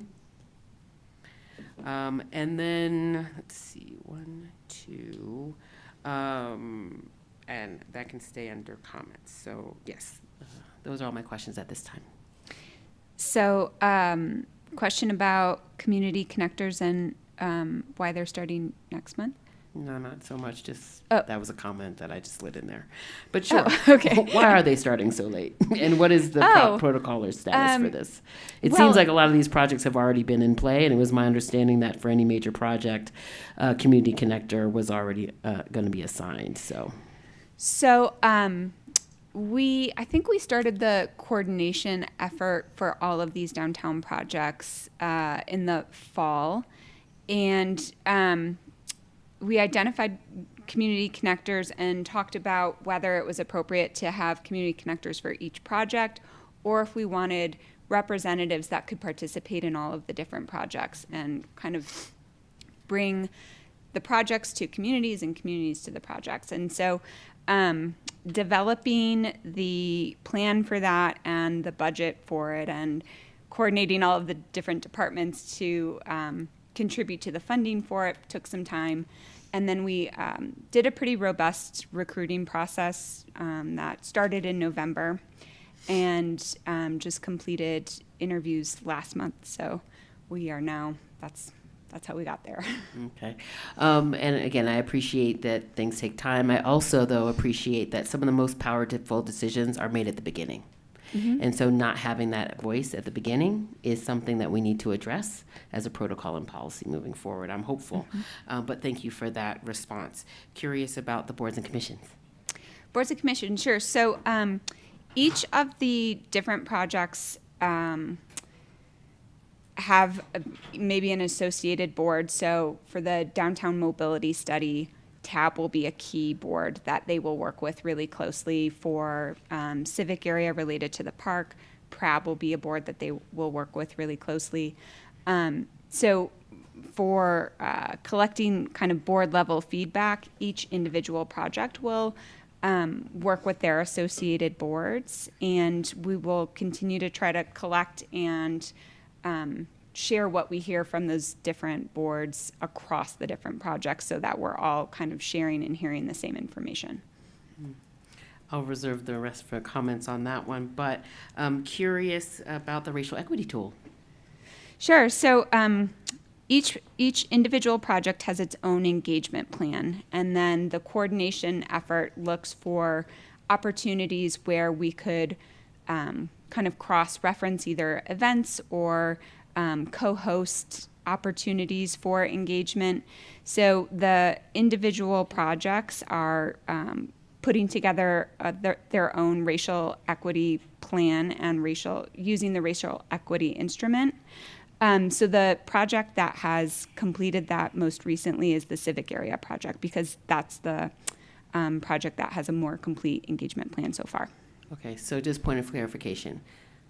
There has not been a use of the racial equity tool yet, but we are planning on using it? Or how many of the plans that were presented? I'm actually talking about the tool, not a racial equity plan associated, but there's like a racial equity tool that has questions and the instrument that Joe and his team use in utilities to walk through, and then he was able to communicate specific structural changes that were made as a result of that. And so that's what I'm asking. Sure. So the civic area project has used the tool, and I will toss it to you. I was going to jump up and help and just remind them of the projects, and I don't know if it helps to get to the slide, but so many of these are at the conceptual stage.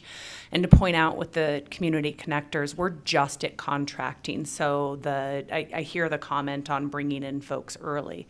So the racial equity instrument is a decision-making tool. It's a way, it sounds like you're familiar with it. You've seen these. So it's a lens we'll apply as we get to decision-making points. So as we look at this decision, making sure we consider who benefits and who's impacted. We haven't reached that juncture, but I believe all major projects on the city's work plan this year will use it, and I believe all of the projects up here will at those decision-making junctures. Awesome. Thank you so much. And again, the tool is only as good as our implementation and use.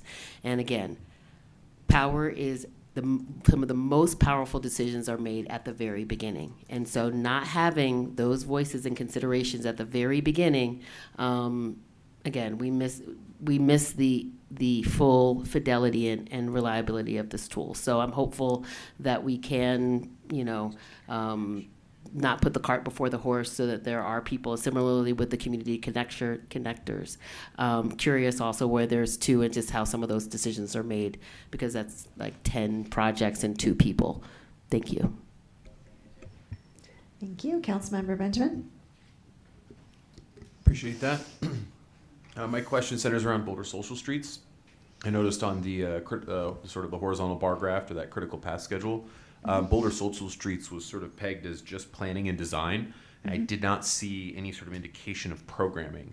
And so I guess I'll just have the blunt question: are we intending to do any social street activities within this year, 2024? And thus, is there budget to do that? Looks like Brad is ready to I'm speak happy to to that. answer that.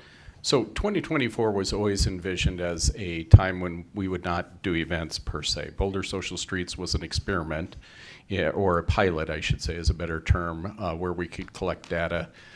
We knew that that data wasn't going to be available till the end of November because of the nature of the events. There would be time to compile that and then go into that. Last year, when the events were put together, that was, you might recall, late December or November, and it was a crunch to get those together. We had to find a budget that didn't exist.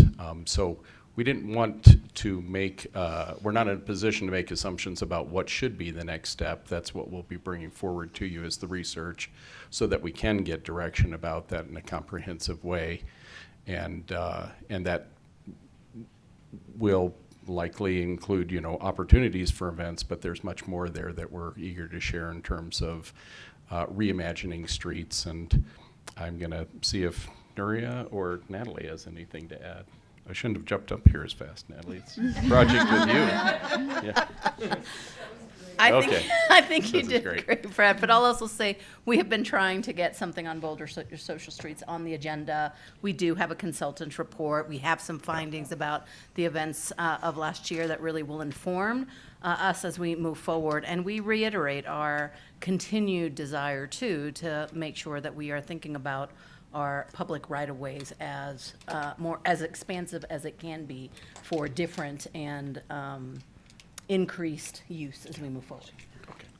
The one thing I will just add is we are doing work this year, and when we come to talk about the recommendations from the consultant from last year's work, And you all may remember through the budget process for 2024, we did set aside some money to continue to just move that kind of vision forward, because we were starting to learn from the consultants and from the work that we did last year that there was a way we could kind of continue building up a program. Obviously, we don't have the resources right now to fully build that program and launch it.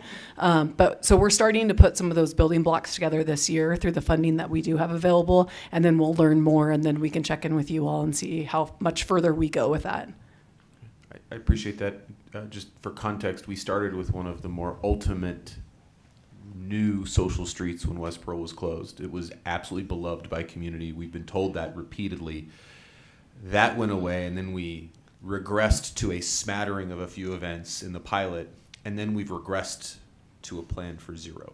So I know that there's plans, but I just want to be clear that the community expectation was to go the other direction, not to regress.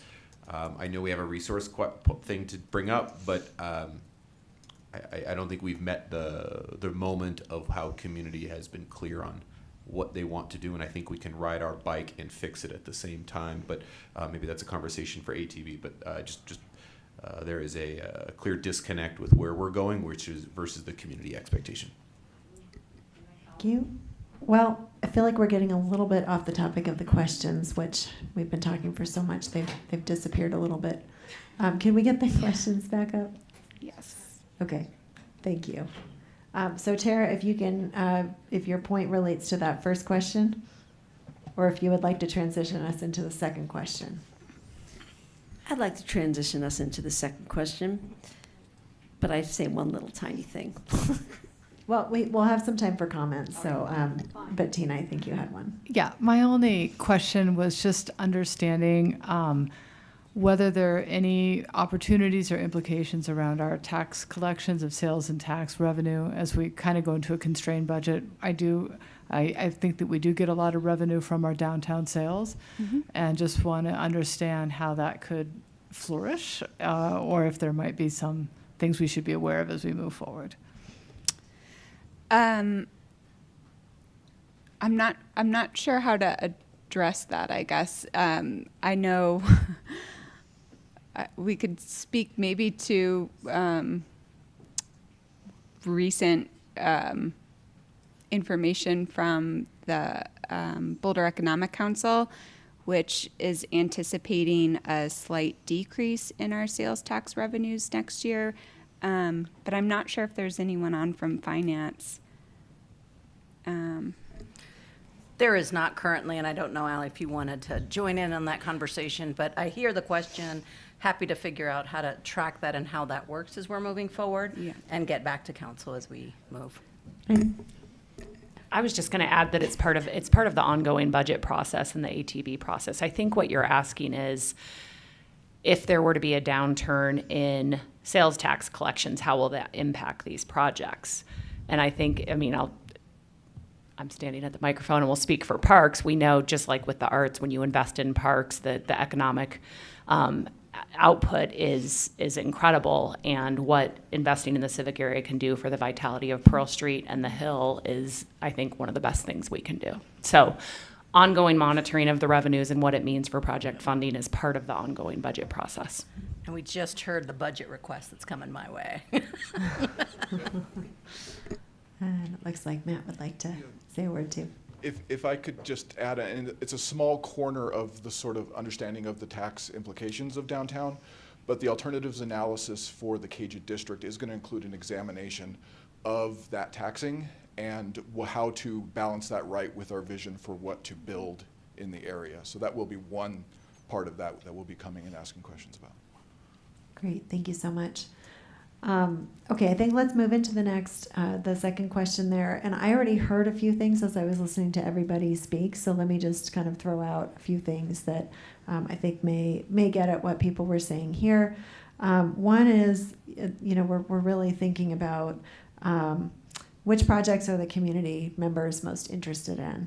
I think that was something I was hearing about with social streets and some of those things. So it feels like that's something that we would like to learn from the engagement efforts.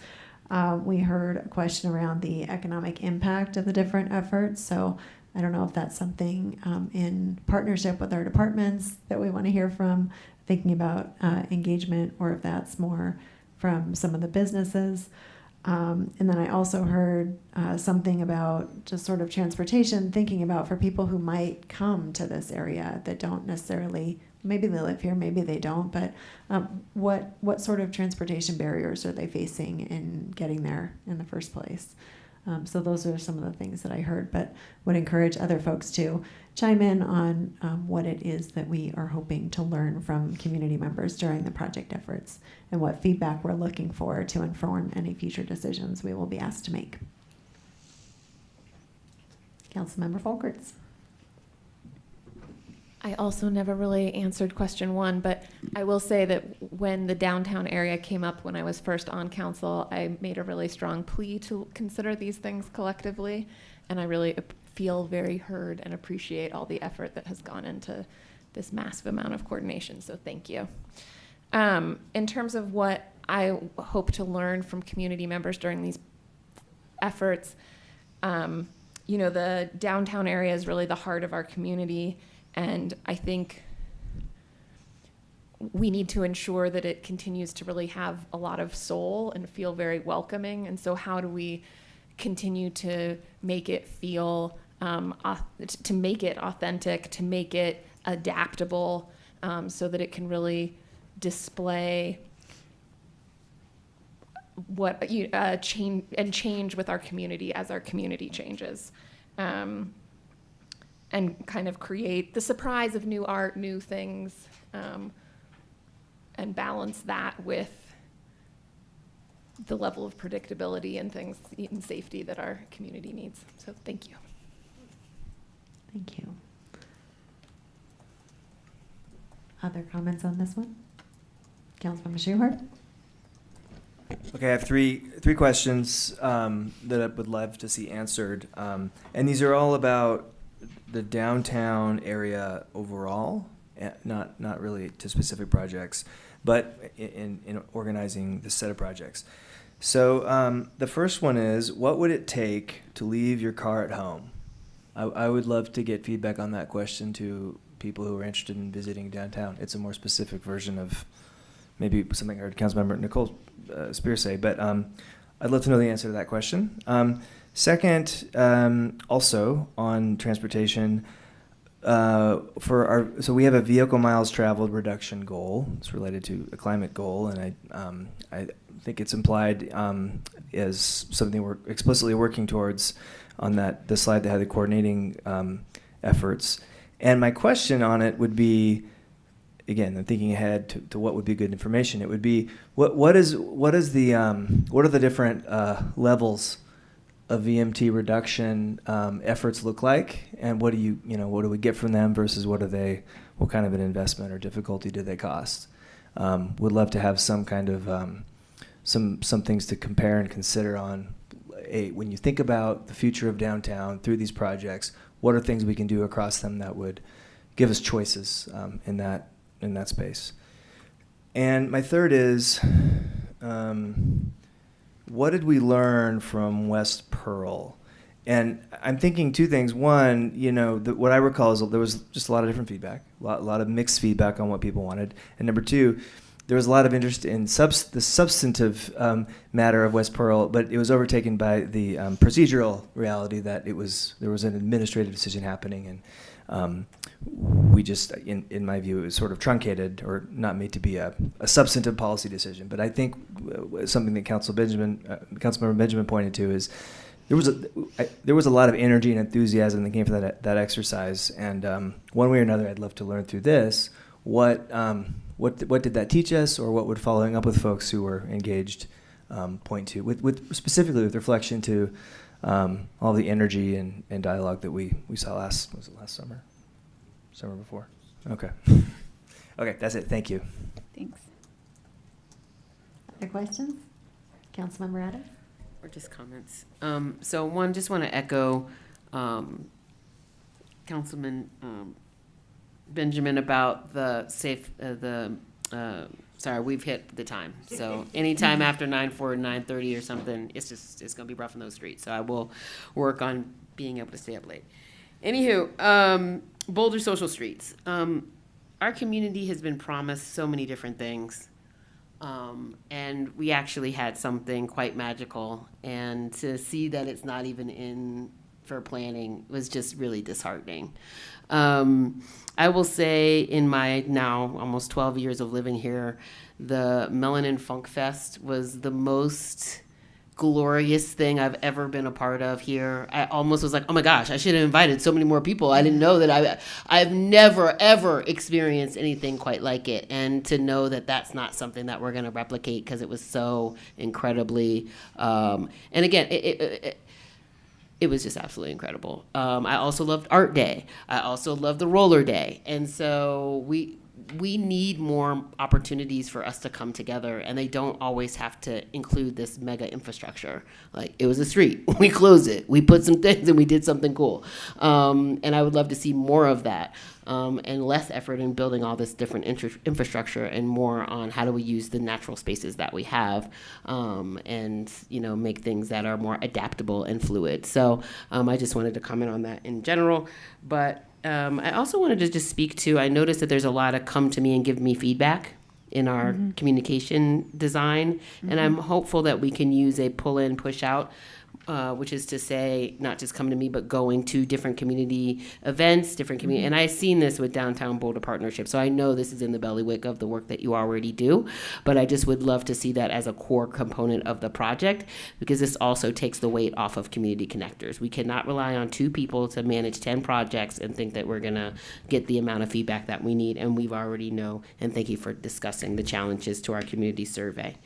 And then I just wanted to lift up the local businesses, the local and small businesses. And I'm really excited about the end of the study they're doing for Boulder County that the city is involved in around procurement and disparity study. I'm very excited that we'll have some of that data to inform this work moving forward. So when I to the question, I think of community in all of the different ways and the many different mini communities that I found on the campaign trail.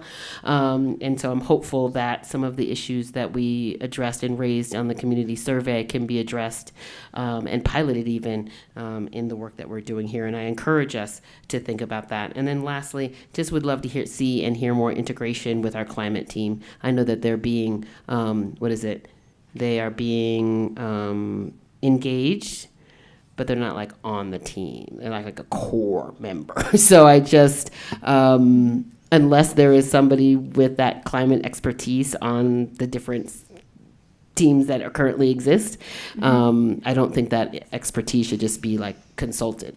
I really am wondering how we can make sure that part is there.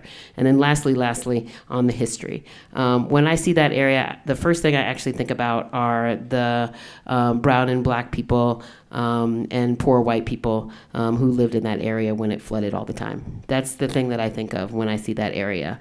And I think about the lives that were lost in that area. And so I'm hopeful that in anything that we're doing, that we're not only thinking about those lives and the legacy of those lives, but also our indigenous brothers, sisters, two spirits. I didn't hear anything or see anything around tribal engagement. So that would be another community that I would very much like to hear from, both from an indigenous community perspective as well as our 2 federally recognized tribes. Thank you. Thank you. Thank you very much. Before we get to the rest of any comments, does anybody else have any feedback on learning from community members during the projects? Yes. Yeah, I think I saw so many different hopes in the feedback in the paper that was given. And I think I just want to understand what people expect to do downtown versus what they're already doing in other parts of town, so that, when we offer really open-ended questions and say, would you like to do this? But it turns out that they're always going to play volleyball at the community park because it's 2 blocks from their house. But they would say, yeah, I'd like to play volleyball downtown, but they probably won't. And if there's a way to understand that so we can prioritize what would be the best or the greatest community benefit downtown and then lead to these other thoughts and hopes. I think that's what I'm looking to understand from the communities. What do they expect and what will bring them downtown in a more consistent way? So if that makes sense. It does. All right, if nobody else has any other thoughts on number 2, I'm just going to add a couple of my own. I think I heard some of my colleagues talking about welcome, fostering community. Those are some of the questions that I have is what are which of the projects do folks feel will give the most opportunities for fostering community, for creating that welcoming environment, for bringing people down and together. I'm also just really curious, as we talked a little bit about before, what are the barriers that are currently keeping people from being downtown? How are we overcoming that? Physical, social, economic, whatever they may be. And then also, Councilmember Wallach brought up just some of the financial components of this too. And I know we've got a big backlog of capital construction projects, but I really am interested in knowing from the community, does this rise to the top for them? You know, if they've got some other, if we give them some of the other options that are out there, kind of as Councilmember Marquez was alluding to, then what do they choose? You know, do they still choose this? And just recognizing that, yes, the economic impact is important for a city that runs on a lot of sales tax, but also so is the impact on the community and the way that these kinds of spaces are knitting us together. So I'm just really curious to learn more about that, and yeah, just where it fits on the budgeting priority for community members. Does anybody else have any other comments, recognizing that it's 9:55 and we still have one more item to get through tonight? Two more. Oh, yes, thank you. I completely forgot, but we're going to be woken up by the next one because it was really exciting. All right.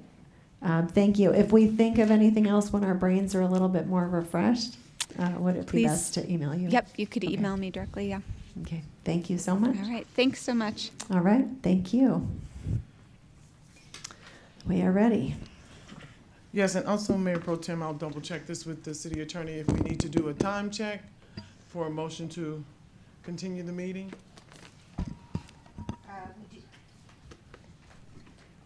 Apparently I've had a hot mic the whole time.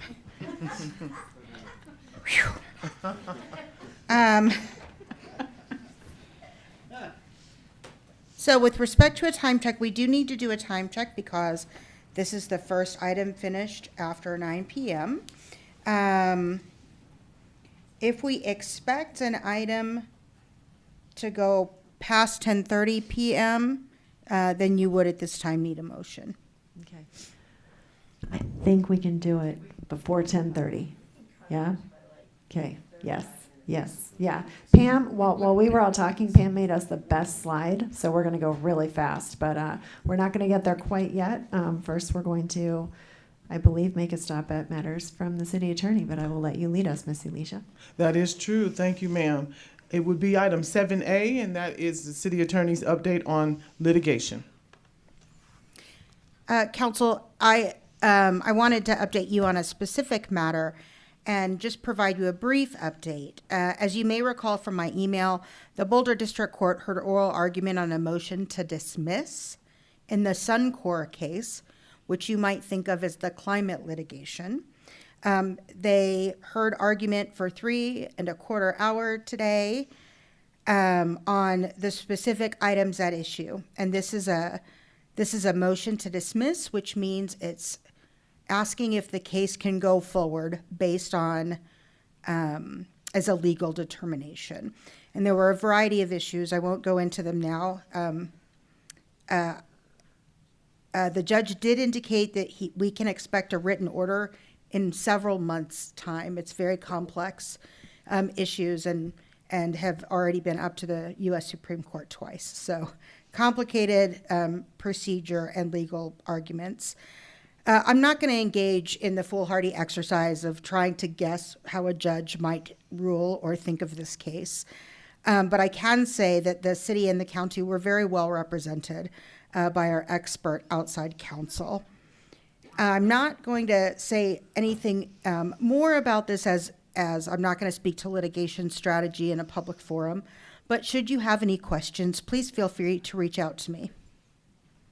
Thank you so much, and thank you for representing us there today. I was able to tune into a little bit not a legal expert, but really appreciated all of the arguments and everything that I heard. So thank you so much, and thank you for the update. And looks like Councilmember Schuhart is going to. Sorry, it's late, but I attended in person, and I want to thank you, Teresa, and the team for your leadership and for inviting us. This is an incredibly important initiative. If we are successful, this is internationally and generationally significant, and this might not grasp people, but I just want to say thank you, and I would love for Boulder to be doing more of this kind of leader-like work. It's really incredible, so thank you to you and Jonathan and the team. Thank you so much. All right, we are on to our final item, and we are on a mission to be done quickly. Yes, ma'am. I'm not going to read as fast as Councilmember Marcus, though. I'm sorry, I'm too tired. All right, our last item is item number 8 on tonight's agenda, matters from the mayor and members of council. 8A is the retreat planning discussion. Thank you very much. One of the things that was a bright side of our longer meeting tonight is that Pam, our assistant city manager, was able to put together an amazing slide that summarizes everything we were going to say. So I think we can get that slide up. We'll be able to move through it pretty quickly. I think Emily just stepped out. And Oh. Did she send it over here? Yeah, it should be on that computer. If not, I can pull it up without any problem. I'm just going to go ahead and get started if that feels okay to folks. So as you know, we had our very first retreat committee planning meeting last week. As a reminder, this committee just kind of comes together once a year or so for a few meetings to plan our retreats and our midterm check-ins. We have some additional committee planning meetings scheduled, one for tomorrow with lots of coffee, I think. One for, yes. One for the 15th, one for March 12th, and then we'll have our pre-retreat planning session on the 14th of March. We'll have another meeting on the 28th, just a few days before our retreat. The plan for the March 14th pre-retreat study session, oh, there it is. Thank you. Beautiful. Isn't this a lovely slide? So for the March 14th pre-retreat study session, we are going to be hearing about the citywide strategic plan and the annual work plan presentation. That will be from staff. And that will hopefully give us some good information heading into the retreat about what is already planning to be happening during this year. Our first day of the retreat is going to be April 3rd. We're still figuring out the timing on that, but I hope to let you know pretty soon so you can all plan. It will be facilitated by Heather Bergman. For those of you who were here last time, Heather has been our facilitator for the last many years. We'll have an opening exercise, probably something around the topic of communication. We will then get into discussion of any process items that council members would like to bring forward. And we'll be sending out a solicitation for that in the coming weeks. For newer council members, the process items, this is really a time for us to propose ideas for how council could potentially work better with some of our different processes. So, be thinking about those things as we go through, and then just respond to, it'll likely be an email request, sending information to Megs when we have that. The second day on April 4th, again, time TBD, will again be facilitated by Heather, and this day will pretty much be devoted to the priority setting exercise that we will be doing. I was just going to give a quick kind of overview of some of the responses that we got to the questions we sent out late last week, and thank you so much to everybody who worked through that. And thank you to Megs for summarizing the responses. In short, everybody was fine with inviting boards and commissions and community connectors and residents to send feedback prior to the retreat, but not necessarily requiring feedback. Most people felt that feedback could come in the form of a formal letter from the group or more informal feedback from individuals, basically whatever felt best to the groups given their workload and time constraints. So one other thing just to sort of note, just take a step back for a second, is around the pre-work that may be arising. Some of the things we're considering for pre-work so far include not just the outreach to boards and commissions and the community connectors and residents, But we just had a study session on the community survey, so we'll have some of that information. We're also talking about whether or not to solicit priority ideas from council members after the March 14th study session, so that we have a little time to read through each other's ideas before the retreat, but after we've heard from staff about what work is already underway this year, and after we have a presentation on the citywide strategic plan. Let's see. And then we asked a question around other existing information that people thought staff could bring forward for the retreat. That included not just any additional insights from the community survey, but also feedback from community groups regarding their existing policy priorities and strategic plans, including but not limited to groups like EFA, the Boulder Chamber, Out Boulder County, and so on, as well as suggestions from staff through the city manager's office for issues and opportunities for council to take action on within our purview as an elected body. So I think there's lots of opportunities for folks to give us feedback, but really what we're hoping for is something that is not going to require a lot of work. We don't want people to kind of do, you know, a lot more of kind of new ideas, but if they can give us some guidance on anything regarding existing policy priorities or strategic plans, we could bring in that information. And I'm going to turn to my fellow retreat committee member to see if I've forgotten anything important here before we get to the questions. I'm going to be like halfway through, I stopped listening. No, I'm only kidding.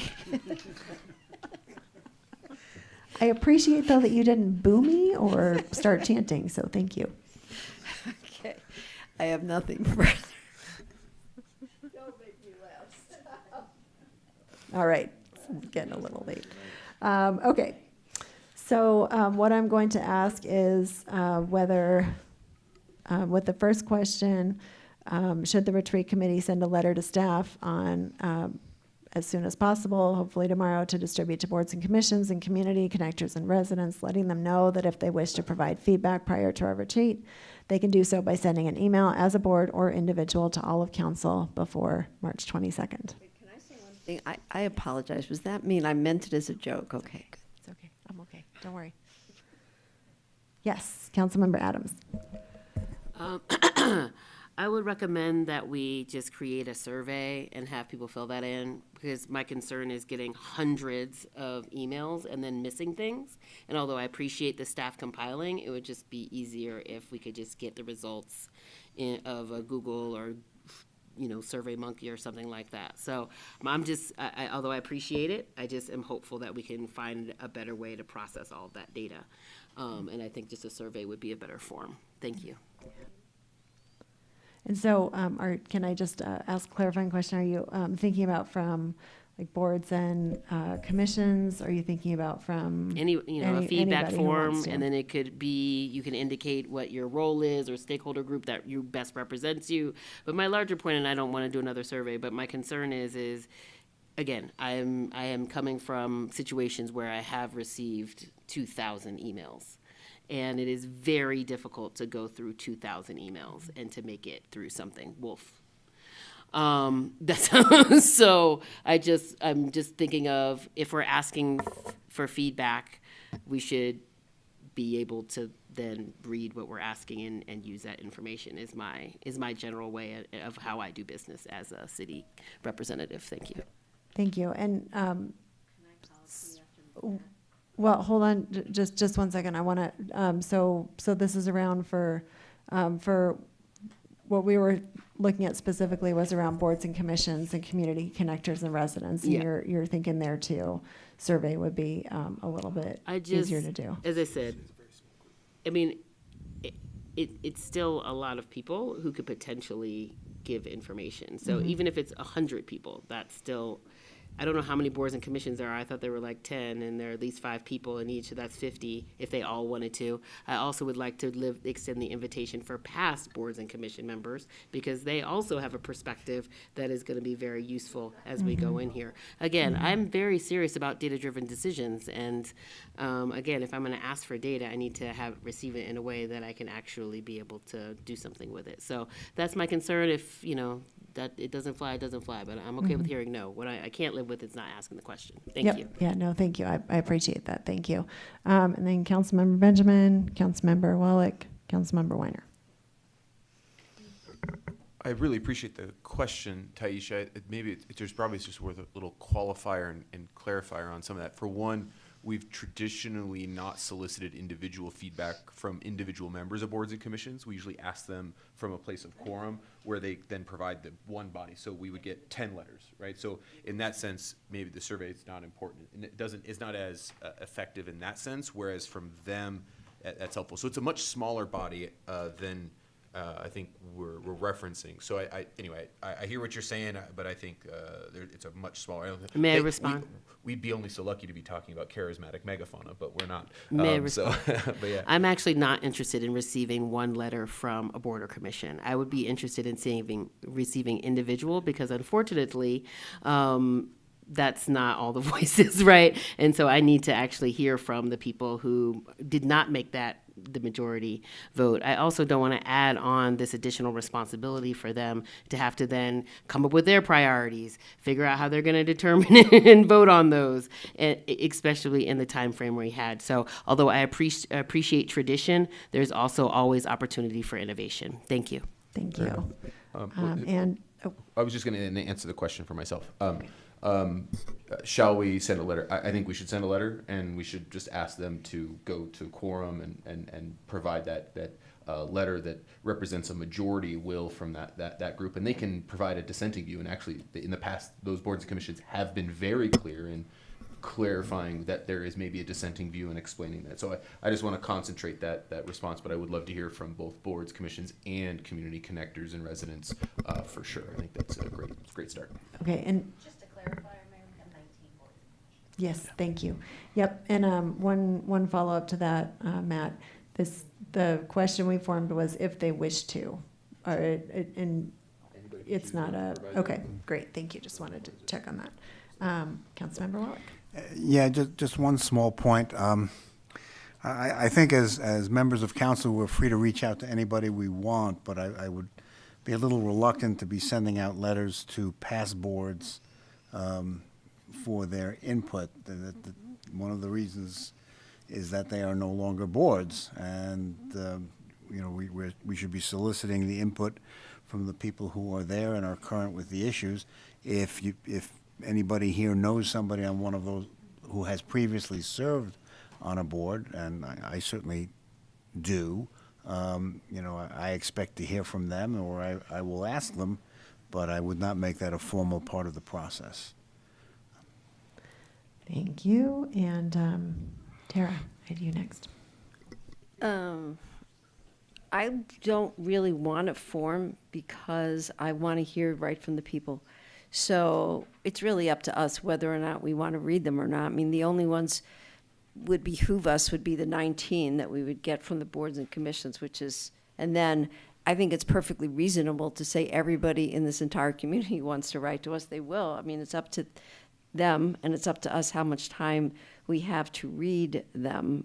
But I don't want to narrow scope with in any way. I think that it's not going to, 19 is doable. But also, you don't have to read the 19. I mean, if you want, Nicole and I can... that was the second question.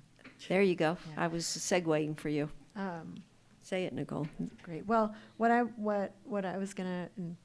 Did you want to ask a question or say anything? I guess I was also just wondering in this time frame if we even have the staff capacity to look up past board and commission members to do a reach out to.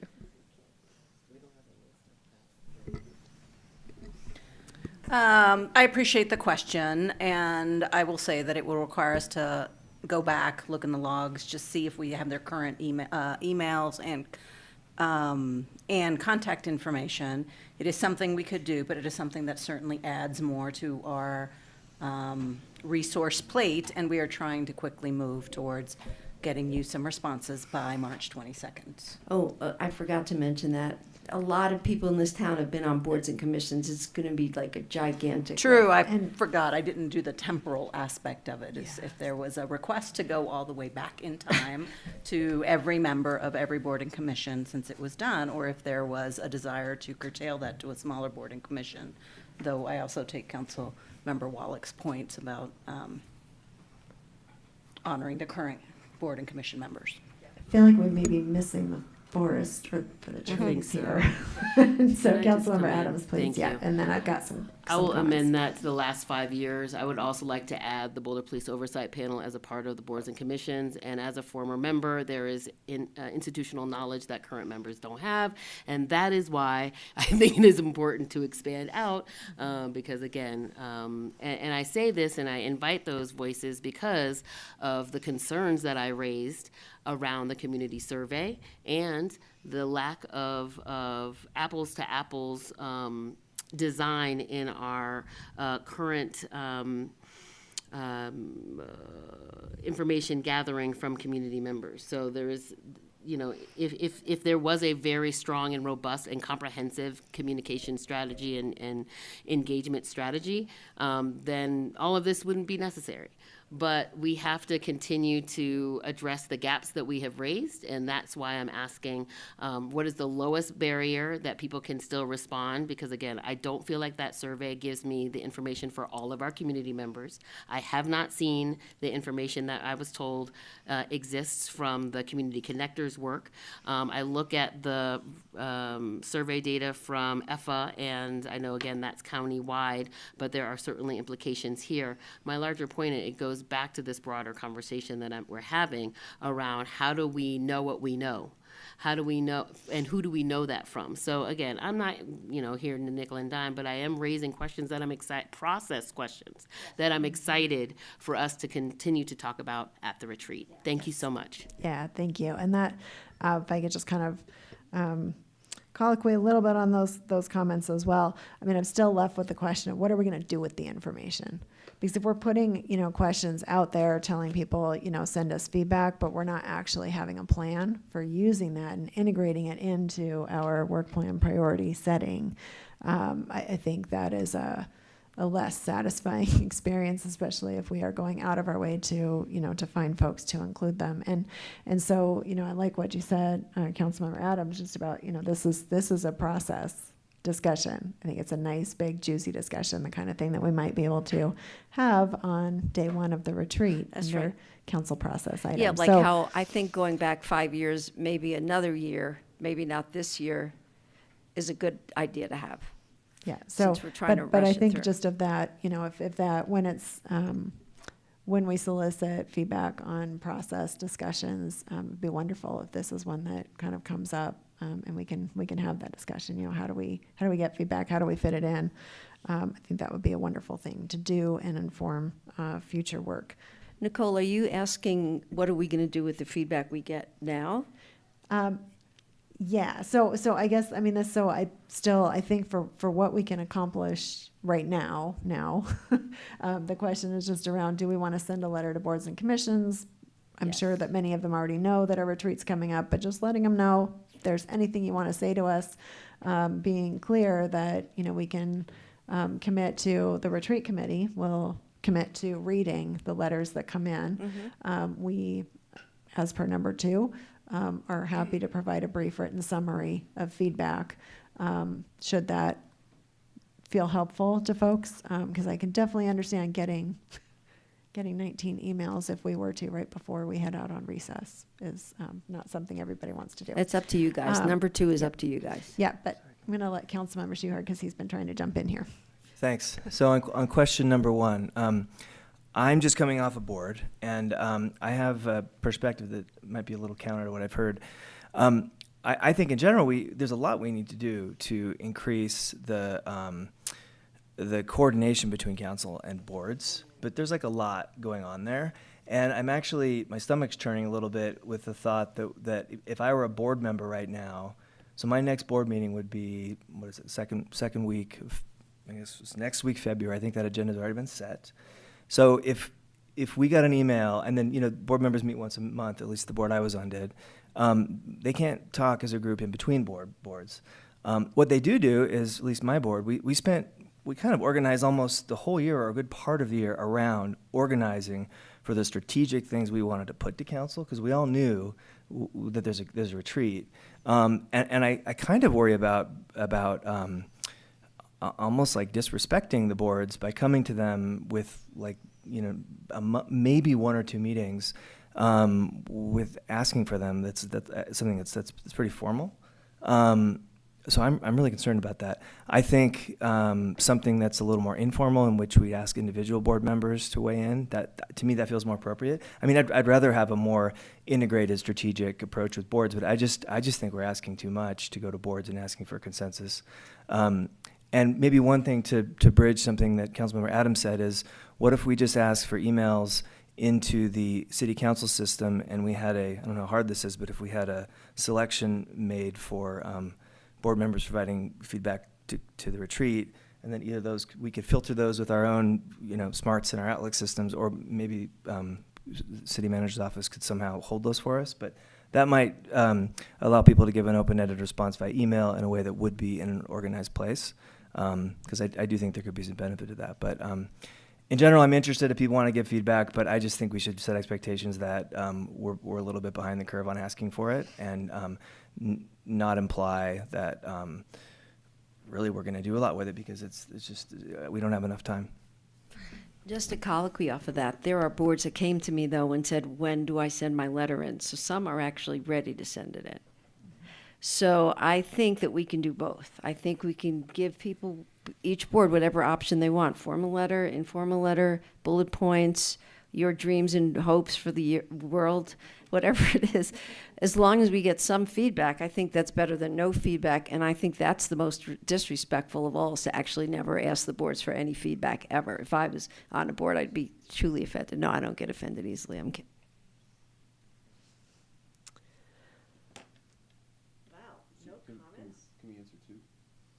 Well, I feel like we haven't answered one.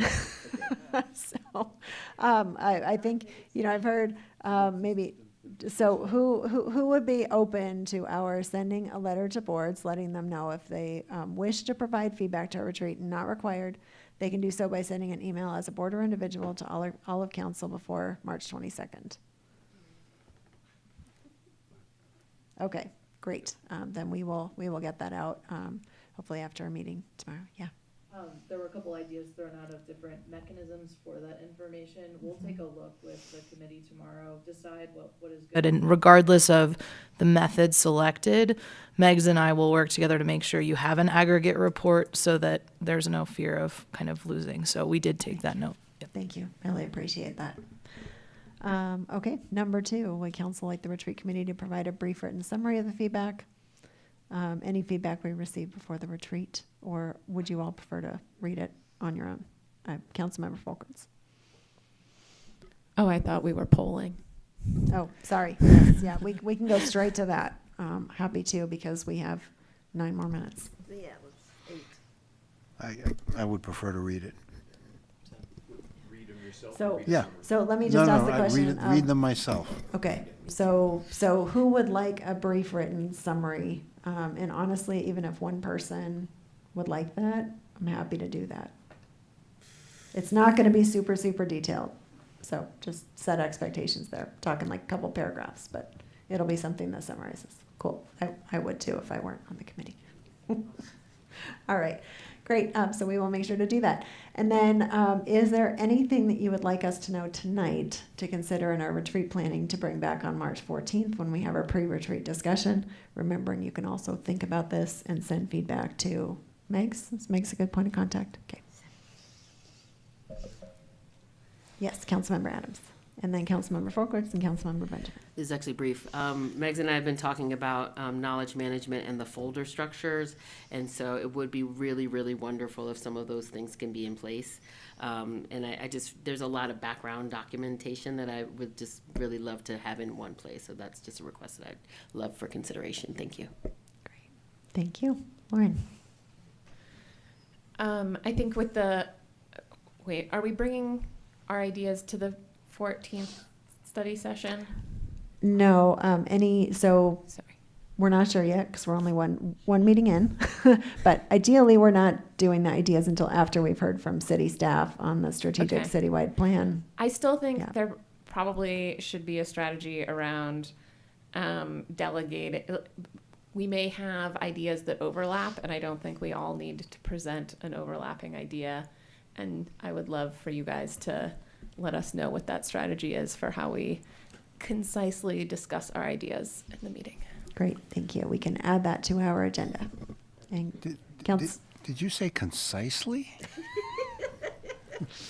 we can do it. We can do it when our brains aren't tired. We don't do that. All right, Matt, did you have a comment? Or- Yeah, a little, I mean, related and a little tangential, because what Taisha brought up was comprehensive and kind of robust engagement, and I think what we're touching on here is something I'd love to just sort of plant the seed of. Is next retreat, we're doing this in a reactive state, and I would really love if council were to empower the council engagement committee, which this is exactly council engagement. We have a partnership with the National Civic League to do this type of work with their expertise.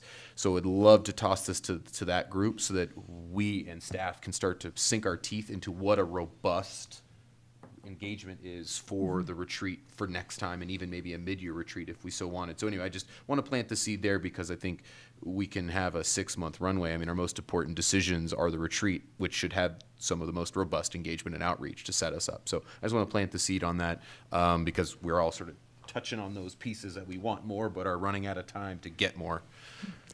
So I think that's a great thing to bring up as a process. Hold on, let me ask the discussion. council retreat committee. Tara, would you like, let me ask the engagement committee. Yeah, I would like that. Perfect. So I think it's still something that would be good to have a discussion about so that we can talk through where work goes, what committee's doing what, that kind of thing. So, yeah. But again, process can improvement. I ask you real quick?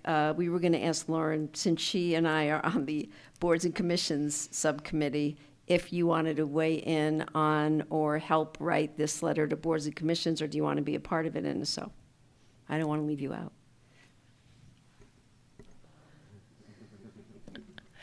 If it works with timing, that's great. And if it doesn't, I will not be horribly offended. Thank you. Yep. And ideally that there's something going out from staff too, so we're not having to muck things up by getting in there. I'm just noticing that we're scheduled or set to set that letter out tomorrow. Yes, that's right. At our meeting, we'll figure it out. We'll figure it out tomorrow. Yes. Thanks. On question 3, one thing that I would love us to do, I don't know when it happens, but is a recognition of the very ambitious list of things that departments are already doing in the city that correspond to themes that I know will come up because many of them are on my mind. And so I'm not sure how this would work exactly, but parking reform and TDM, for example, like is enough of this going forward that we don't need a work plan or that we do? And I think some way, this is just an example, but I'm just thinking, how do we get into that kind of discussion with enough time? Yep. And I would expect, because the city staff are going to give us an update on all of this on the 14th, that there's likely going to be a memo coming out sometime before the 14th as well that will clue us in. We are working to figure out, there is a lot of work in our work plans. This year, we tried to prioritize our top 3 or 5. They're still over 500, which was better than 2 years ago when they were 800. And that doesn't include all the core stuff that is underneath that, right? So we are working hard to figure out how best to synthesize that precisely for that purpose so that you know and are aware of the work that staff is moving forward. Hopefully that will help align some of your individual council priorities. And quite frankly, and you know I'm the bearer of always the constraint and the trade-off, is that as you see the work, and you saw some of the work that's happening in the downtown area, if we have additional 8 items for planning and development services, they will not get to the work that they have on their work plan. So we're going to have that conversation. But I hope that you have that informed, and I do hope, Councilmember Shuhard, that when you see the plan that we are working on, that you very much will see some of the priorities you've been talking about, you've been thinking about on all of your behalfs, because I think, and I like to consider that staff is very much aligned with the council body as we're moving a lot of good work forward. Yes, Tina. Sort of on that same vein, I also want to make sure that we're considering priorities that are less visible, such as retaining a budget for the maintenance of facilities. And I think that sometimes the conversation, that's not the most exciting thing to talk about, but it might be something that will really serve our community well. Yeah. So. I always appreciate the things that are perhaps not as sexy but really critical. Always happy to see that elevated as a council priority. That is somewhat up to you all in terms of what you want to prioritize, but we certainly need to do some of that work, and it is part of that one in particular, some of our long-range financial planning that is going to take place as we move forward. So thank you. Thank you. And the only thing that I would just add, and hopefully I'll remember to bring this up at our meeting tomorrow, is just thinking about, when we have nights like tonight that are just bringing in issues that are so big, so emotional, right? It is a hard thing to be up here as well, and get right back into the work of landmarking or zoning or things like that, the more kind of mundane but the very practical work that we have to do. And so I think just something, and maybe this is as I'm speaking, a process kind of thing as well, but what do we do for ourselves in those moments too, for staff, for the people who are here? Because what a jarring thing to kind of go from one to another. So anyway, something for us to think about tomorrow, or just for me to write in about process stuff. So thank you.